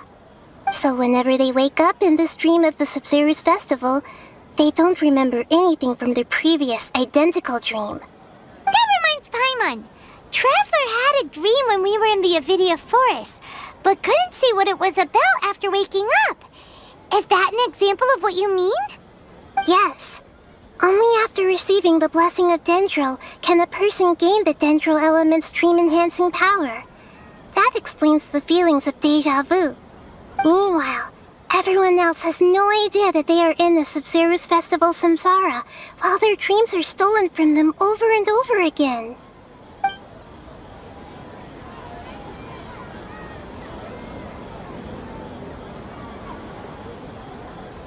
Can humans really keep dreaming forever like this? Will it ever end? And if so, when? We might say your mental fatigue has already answered this question. Eventually, there's only so much that people can tolerate. Especially those whose health is compromised to begin with, like Dunyarzad. This relentless exploitation takes an even harder toll on them. People's lives are at stake here, and nobody knows a thing! We've got to put a stop to this!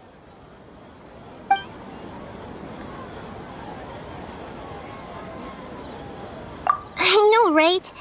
Why did they have to base this dream on my birthday? Could it really just be a coincidence? Even you don't know the reason? Wow, now that's strange. The Academia sages are determined to harvest lots of dreams in a short time, no matter the cost. They have to be up to no good. Unfortunately, I don't know anything about it. Traveler, do you have any information?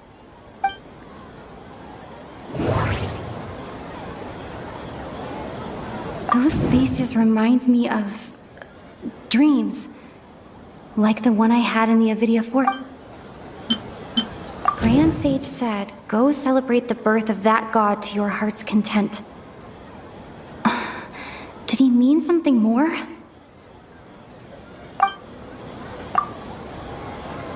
Celebrate the birth of that god? Could it mean...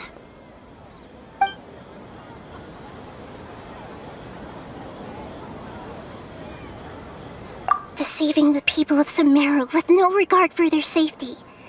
No matter what they're trying to do, this is unforgivable. After we end the Sub-Zero's festival samsara, we have to look into them. How can the sages of the Academia do this behind their Archon's back? This is ridiculous! In the end, I'm just the moon. The real sun is long gone. A sun and a moon? Nahida's talking in riddles again.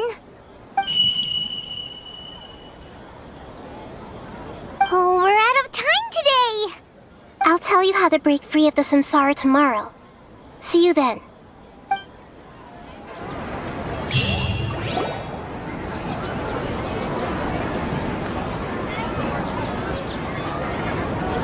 Good morning, Nahida. Wait. Now that Paimon remembers everything, should we instead say good morning, Lesser Lord Kusanali? Hey! What's wrong, Nahida? You don't look too good. I'm afraid that what you're thinking right now is correct. Did Dunyarzad already disappear? No way! Are we too late? The real Dunyarzad's consciousness has indeed disappeared. It can no longer endure the constant dream harvesting. Paimon can't believe it! Wait, so what about that other Dunyarzad? Just what is she? Is she also going to disappear? She's actually something like a puppet, but not completely. The real Dunyarzad's consciousness could no longer keep playing her role in this dream. So another Dunyarzad appeared to replace her in the dream. Just like the grass and the trees, that Dunyarzad is just a building block of the dream that helps to keep it going. But personality-wise, she's nothing like the real Dunyarzad. Puppets are stiff and can't copy a living person's vitality. After all, they're just there as filler. You know, speaking of which, the old Dunyarzad might not have been too different from a puppet. Dunyarzad truly believed that she met you within her consciousness, and it was you who inspired her. So you do remember her after all. Yes. Back then, her family was overly protective of her. No one cared about her personality or thoughts. It was as if she only lived to stall her Elazar. I just gave her a little wisdom so she could look at life in a new way. So that she could be her own person. But even so, she's still... far from it. I'm still a long way off from being a real Archon. I couldn't even save her. If I were a competent Archon, I wouldn't have let my most faithful follower die at the Sub-Zero's festival with so many regrets. Please don't beat yourself up over it, Nahida. It's the sage's fault, and theirs alone. I'm not beating myself up. All I did was to rationally observe the distance between myself and a real Archon. Don't be like that, Nahida. Even real Archons are still allowed to be sad.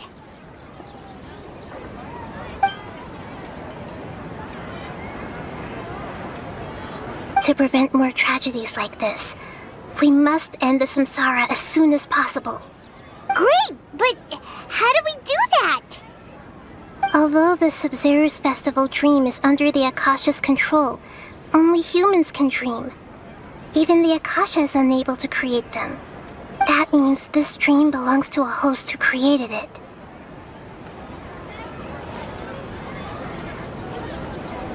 Huh? So, how should we find that person? Well, if this is someone's dream, then everything here must come from deep within their consciousness. Which means, with the power of imagination, they can change anything in this dream. Imagination? What do you mean by that? Imagination means breaking through what you perceive as normal. Like when a server at a tavern brings a plate to you, you'd naturally assume that food is on it. However, if you're the dream's host and you become aware that you're dreaming, when you imagine gold and more on the plate, the dream will respond in kind, and the server really will bring you gold and mora. But right now, our host is unaware that this is a dream. No matter how many times they're served, it will always be food. Find some way to make that person realize that they're dreaming. Usually, once that happens, the person will wake up and the dream samsara will be broken. How are we going to find them, though? If it could be anyone, it'd be like looking for a needle in a haystack. And even if we did find them, how are we supposed to make them realize they're dreaming? After all, like you said, don't wake a sleepwalker. It's extremely difficult, yes. But the only ones who can do it are you two. Remember, everything you've achieved up to this point has all been for the sake of finding the host and ending the samsara. As for me, during this time, I'll be out of town. Out of town? Are you going to that place full of dreams where the traveler went? Yes. I want to try something. There must still be a small wisp of possibility. Hurry and go. Dreams are supposed to be fantastical, romantic, and full of pleasant surprises. Unnecessary things like this samsara need to end. Paimon's still a little upset that we've come this far only for Dunyarzad to... She was such a good person, with such a simple wish. But fate was against her. Yeah, saving Dunyarzad is what kept us going this whole time. But we mustn't lose hope, Traveler. Dunyarzad would definitely want to see us save everyone else. So let's break the samsara for her sake. Paimon's wondering, do you think the sages would get one of their own to be the host of this dream? Feels like it would be easier to control it that way, no?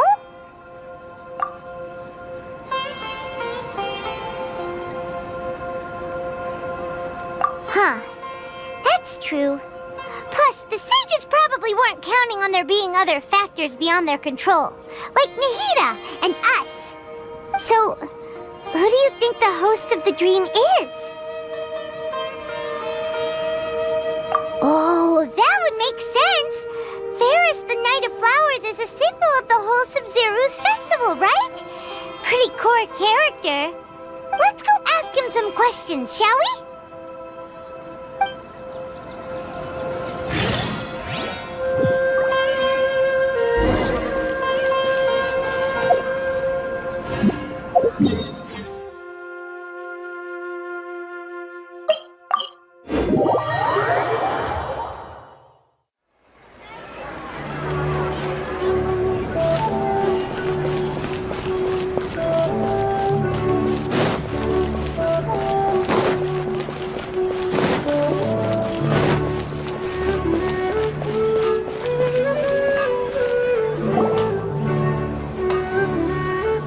You're back.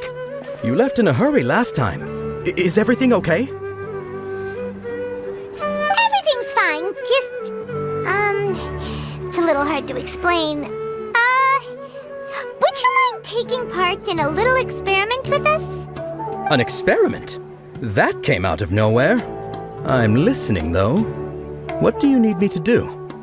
Could you make a wish? You want me to make a wish?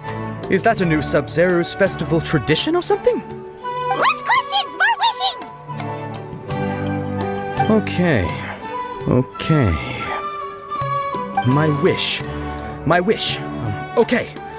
I'm a little nervous saying this out loud, but I want Miss Dunyarzad to be happy. Oh. I noticed earlier that she looked a bit down, and she wasn't really talking to anyone. She just doesn't seem like herself. She's always so gentle and kind, and all the kids love her. I've also wondered if the reason she asked me to be Fairest Knight of Flowers is because I'm special to her, or something. So, you have a crush on Dunyarzad? Oh, is it that obvious? After what I just said, I guess it is. When she placed the hat of the Knight of Flowers onto my head, she said to me, I want everyone to have a happy Sub-Zero's festival. What she didn't realize was that I'm not that interested in how everyone else feels. In that moment, I just wanted to be her Knight of Flowers for the rest of my life. 50 years, 100 years, I'll serve her till the end of time. Okay, yeah, that was a bit much. Felt like the right moment to get it off my chest, but that was pretty embarrassing. Okay, I'm ready to make my wish. I would like Miss Dunyarzad to appear in front of me right now with a smile on her face. Here goes. Please come true. I'm gonna open my eyes. Oh, you're... What? Faki? Sorry, but only one portion of Yelda candies per person. Back home you go. Nice try, you two. Anyway, never mind. I don't need to see her appear right in front of me. As long as she's happy. Guess he isn't the host of this dream after all. Should have expected it wouldn't be this easy.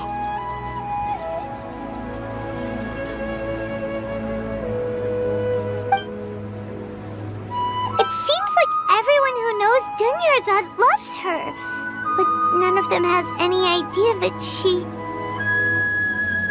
My lady, step back. That sounds like Dia! Oh, right. This is when Dunyarzad bumps into the kidnappers. Huh? But Dia can handle them! Hey, Traveler!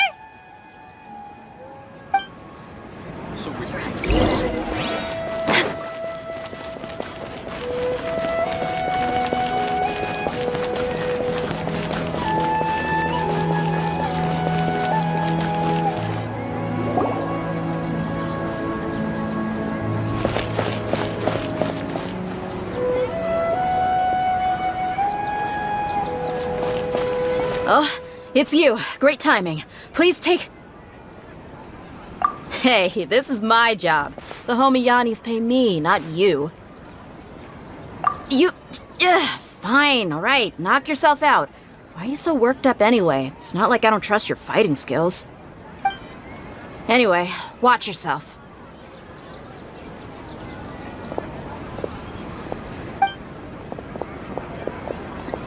So you got yourself some backup. Suit yourself. You're going down. That's close enough. Born of ice and frost. Glava, get them! Where do you think you're going? Didn't see that coming. Need you want this one.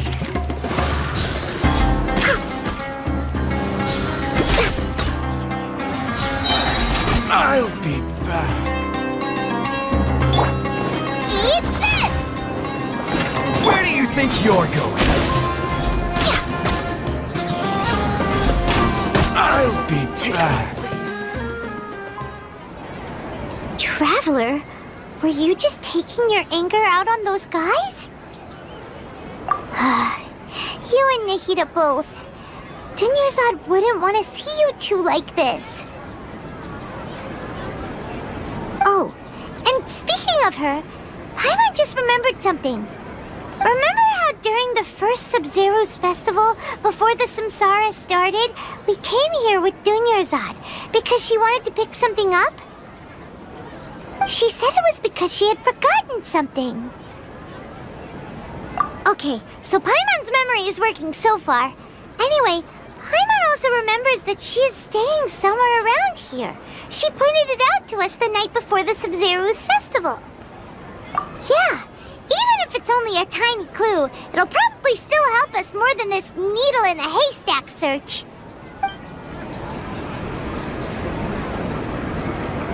This is the place. It's rude to enter other people's spaces without permission, but desperate times call for desperate measures. Hey, the windows are unlocked. Okay, Paimon's gonna take a peek inside.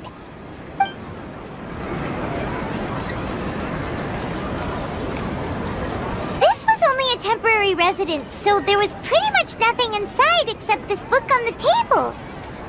Should we open it?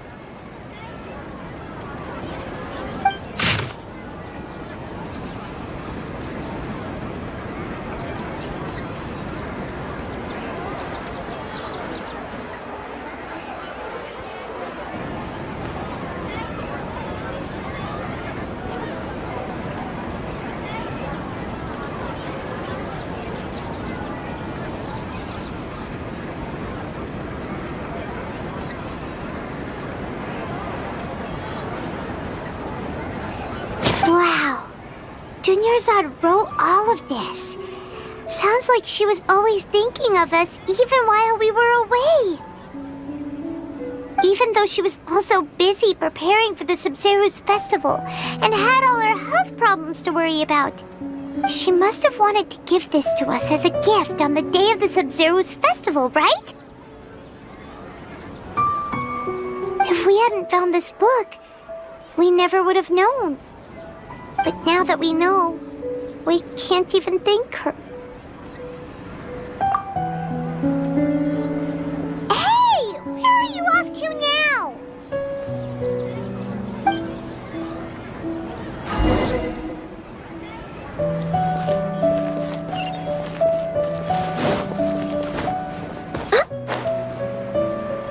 Next on the agenda, we're way behind schedule.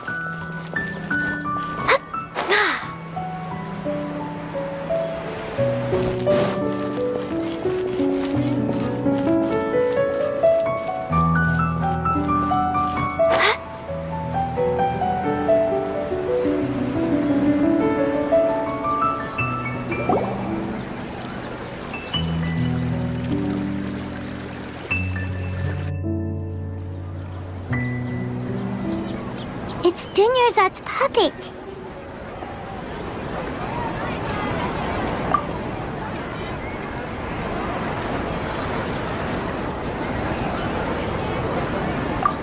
Traveler?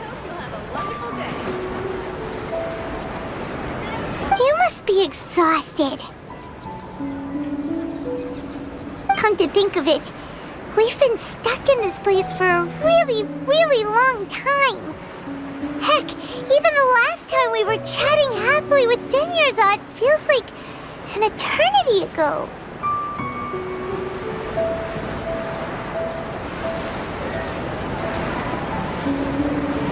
Welcome! I hope you'll have a wonderful day.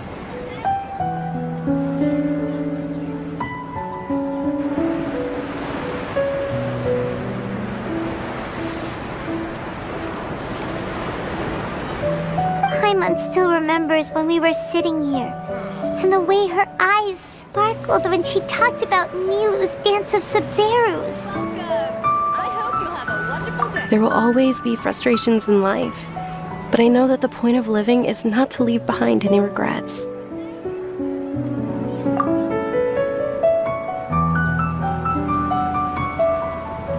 That was what the real Dunyarzad said, wasn't it? Does that mean... Yes, Traveler. What is it? Oh, so she's still just a puppet. But just now, how come... What? Where are we going this time?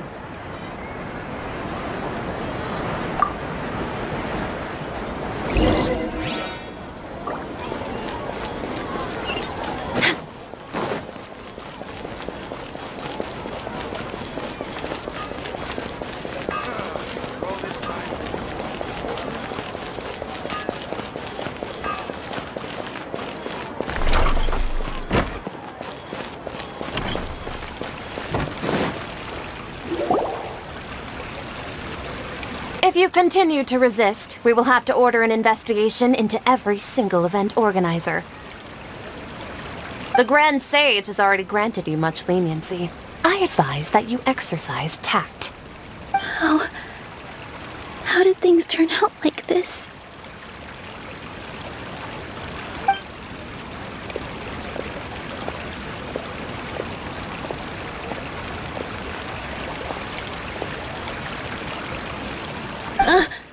Traveler?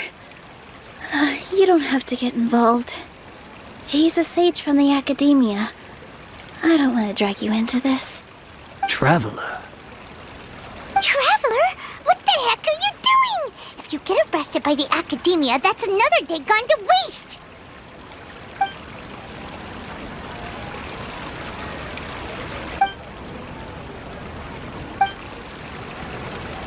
Wait, they're not reacting.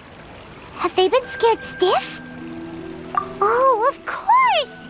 If this is the sage's plan, they wouldn't put themselves through this. So they're just substitutes. What is this? What happened to the Grand Sage and his entourage?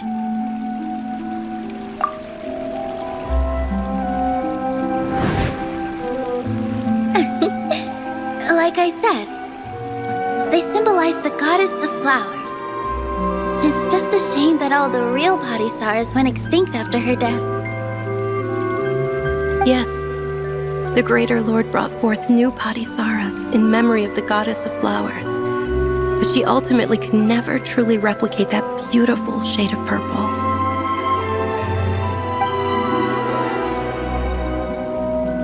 I'm really looking forward to the... That beautiful shade of purple. Aren't these flowers real Padisaras? Just like the ones from the legend? I didn't even notice. Dunyarzad, did you find these? But didn't you just say all the real flowers went extinct after the goddess of flowers passed away? So, how? Yeah. What's going on here?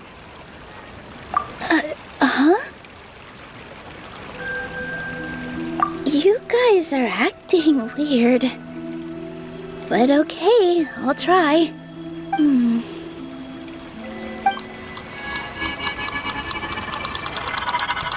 Hey!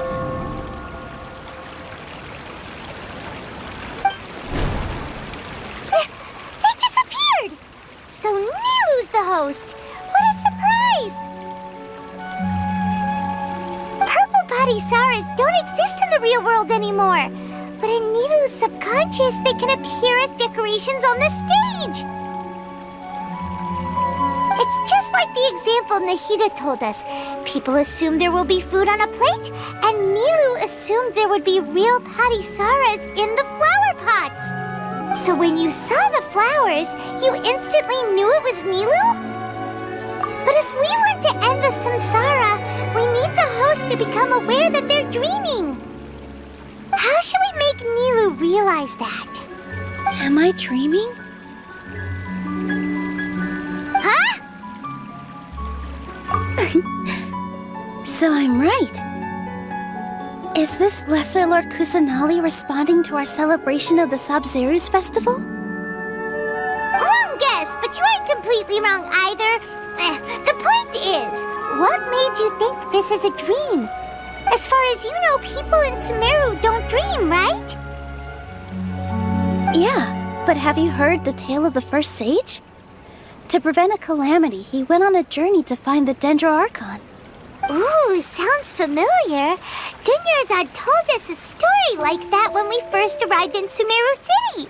So it was about the first sage, huh? Yep, but in the part you heard, he hadn't become the first sage yet. There's more to the story. His piety and wisdom were acknowledged by the Dendro Archon, and she finally gave her blessing to him. All kinds of spectacular scenes appeared in front of the first sage, as if all the knowledge in the world was being painted onto a canvas right before him. He was captivated.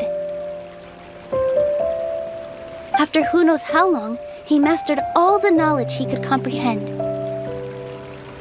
Afterward, he said to the Dendro Archon, "I miss my parents, my wife, and my children. I've been away from home for far too long. They must be worried."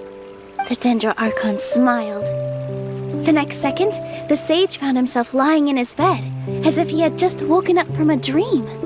His wife, lying next to him, said, "You're off to search for the Dendro Archon today, aren't you? Have a safe journey, my love." In the end, the first sage took care of many disasters in Sumeru City and founded the Academia. What a happy ending. So, the first sage was dreaming ever since the beginning of the story? He never went on his journey? Yes, but his faith and determination were conveyed to the Dendro Archon, so she blessed him in the form of a dream. Paimon understands where you're coming from now. That's a really interesting connection. But we really gotta wake up soon, like the sage in the story. I see. Well, it just so happens that today's Sabzeruz festival is almost over too.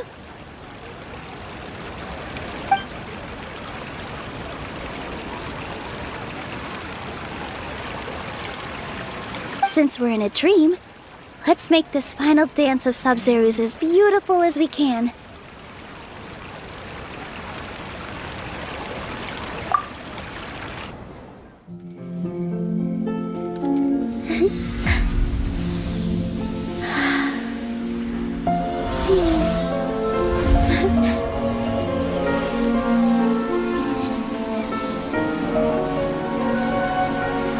is over, everyone.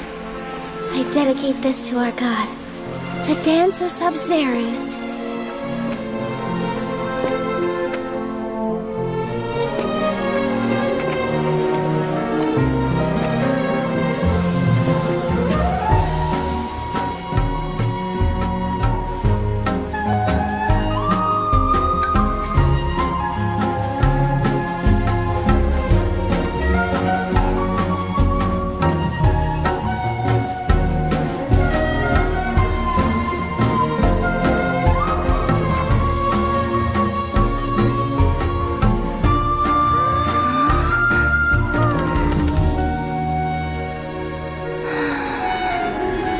I'd be lying if I said I had no regrets. I would have loved to see Nilou's dance.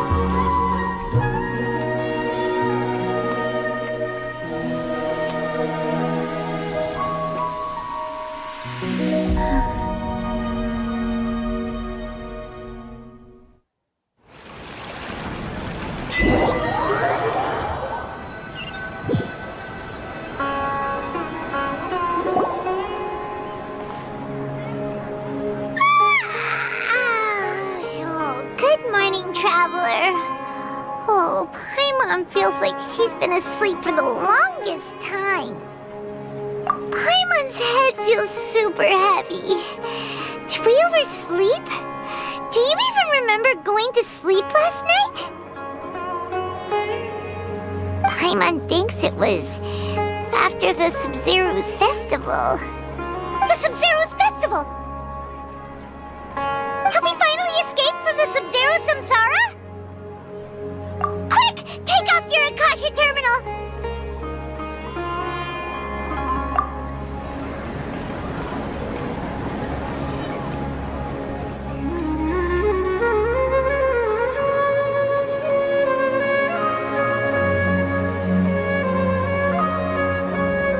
She's not in her room. What happened? Huh? What usual spot?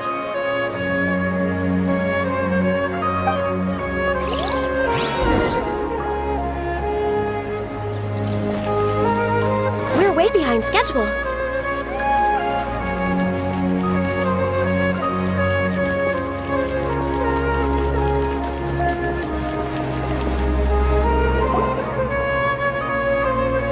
Well done, Traveler and Paimon.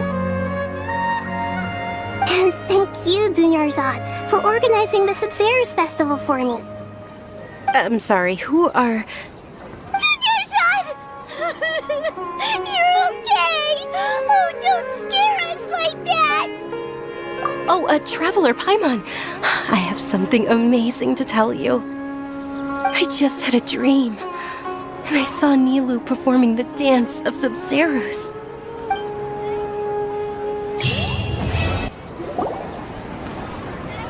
You're actually Nahida, aren't you? Paimon felt like Catherine was acting weird when we met at the Sub-Zero's festival. And... Dunyarzad, did you save her? It's a really long story. We shouldn't disturb her. Her consciousness is still weakened. Let's chat somewhere else. How about by the Traveler's favorite bench?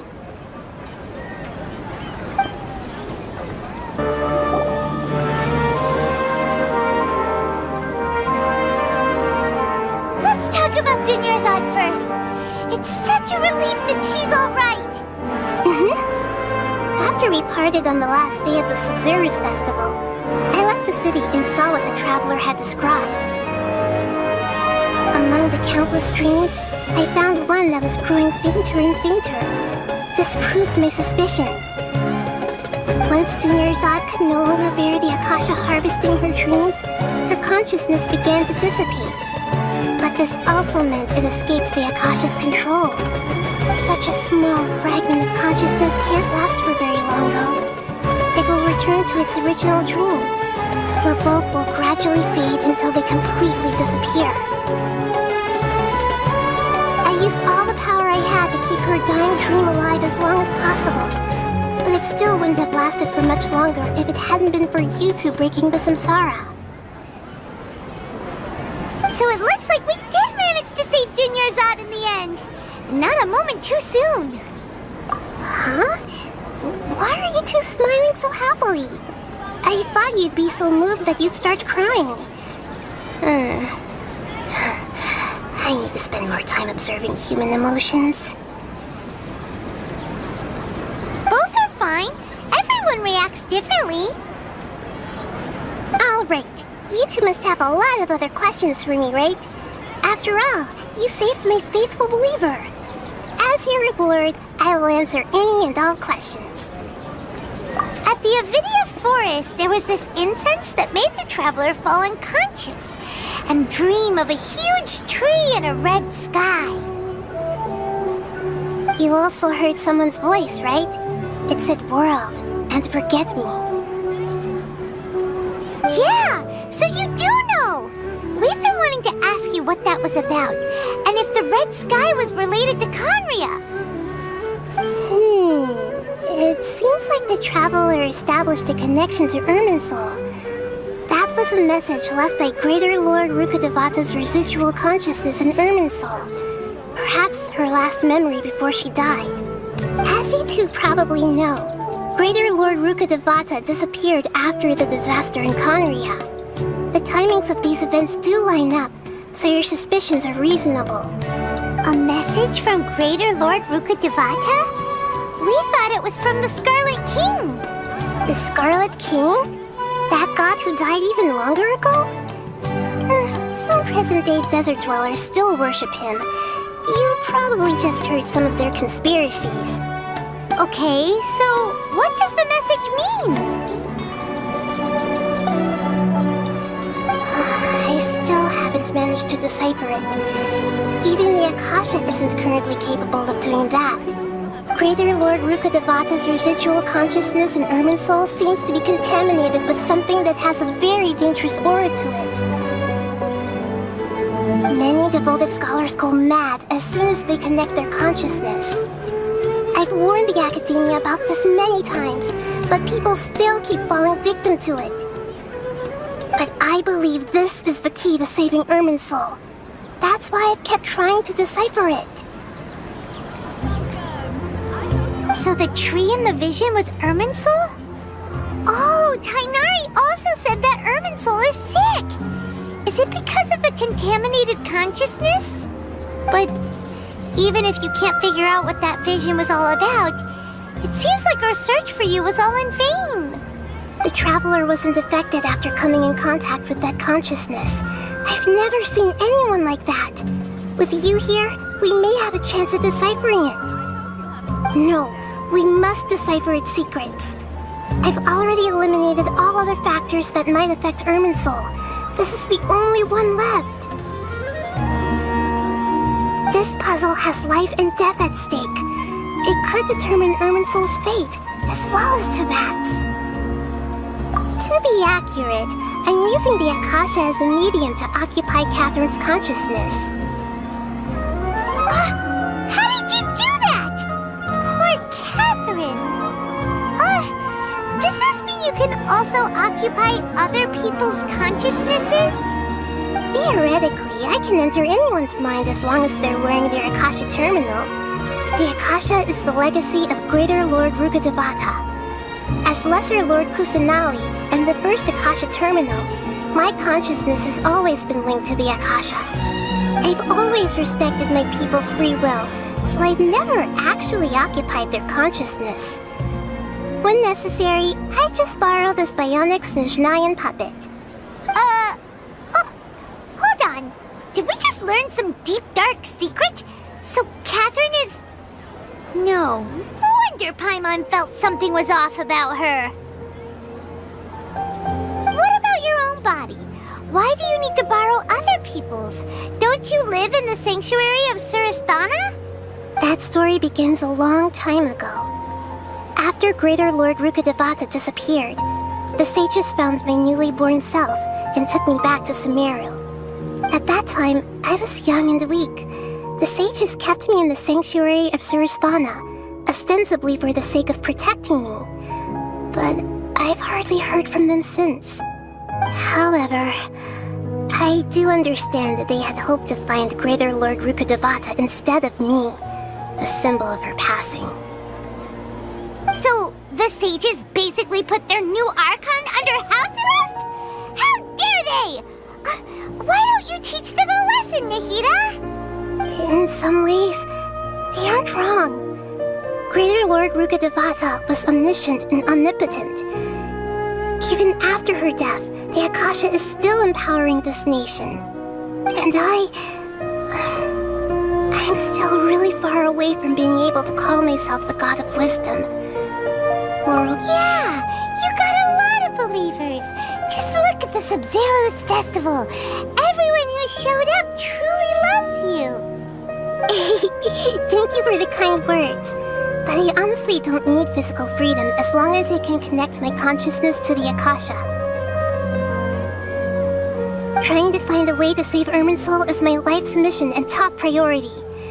I will work on that, and try to live up to being a deity in the meantime. Every once in a while, I will also take up the duties of the God of Wisdom and enlighten a lost soul here and there. Doing all that should be enough.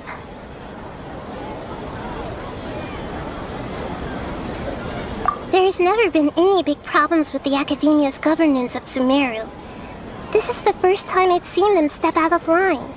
I wonder what caused them to go down this path, and what they hope to achieve. Even though the city's residents haven't noticed anything strange, if the Traveler hadn't broken the Sub-Zero samsara, the situation could have become dire. I tried to do some investigating in the Akasha, but I couldn't find anything suspicious. And all the people of interest seem to purposely avoid wearing their Akasha terminals. I think they're deliberately trying to hide something. Oh, that reminds Paimon. In Gandharvaville, there was a sage who had invited Tainari to join some kind of project. Could it be related? Regardless, I need to first investigate the sage's motives, make things right, and punish them if needed. But I'll have to be discreet, or they'll see me coming. You mean how the Akasha stops you from having dreams?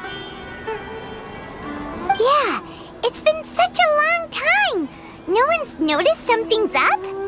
It's not that no one noticed. It's more like no one cared. Ultimately, it's all rooted in the sage's misdirection. Misdirection? The sages convinced everyone to believe that being unable to dream is a sign of rationality and wisdom.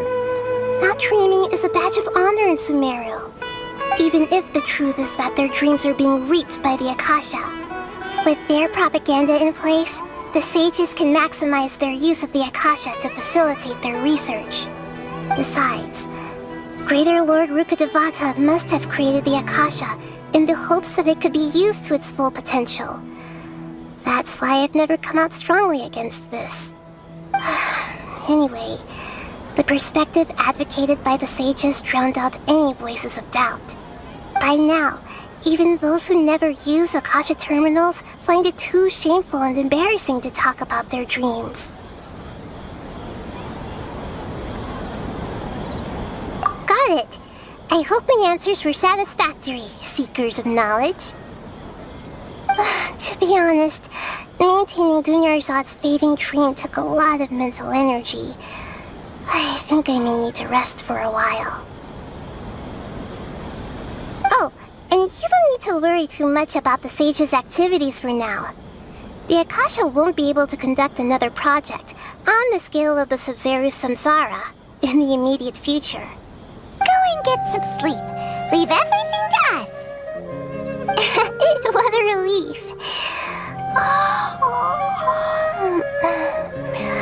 This is truly the most exhausting birthday I've ever had. Traveler? Paimon? Why am I here? Do either of you know? Maybe you were sleepwalking. You know you can't wake up a sleepwalker. We happened to walk by, so we thought we'd wait for you to wake up. I see. Huh. I should visit my maintenance personnel sometime. Oh, I'm fine. I better go. Thank you.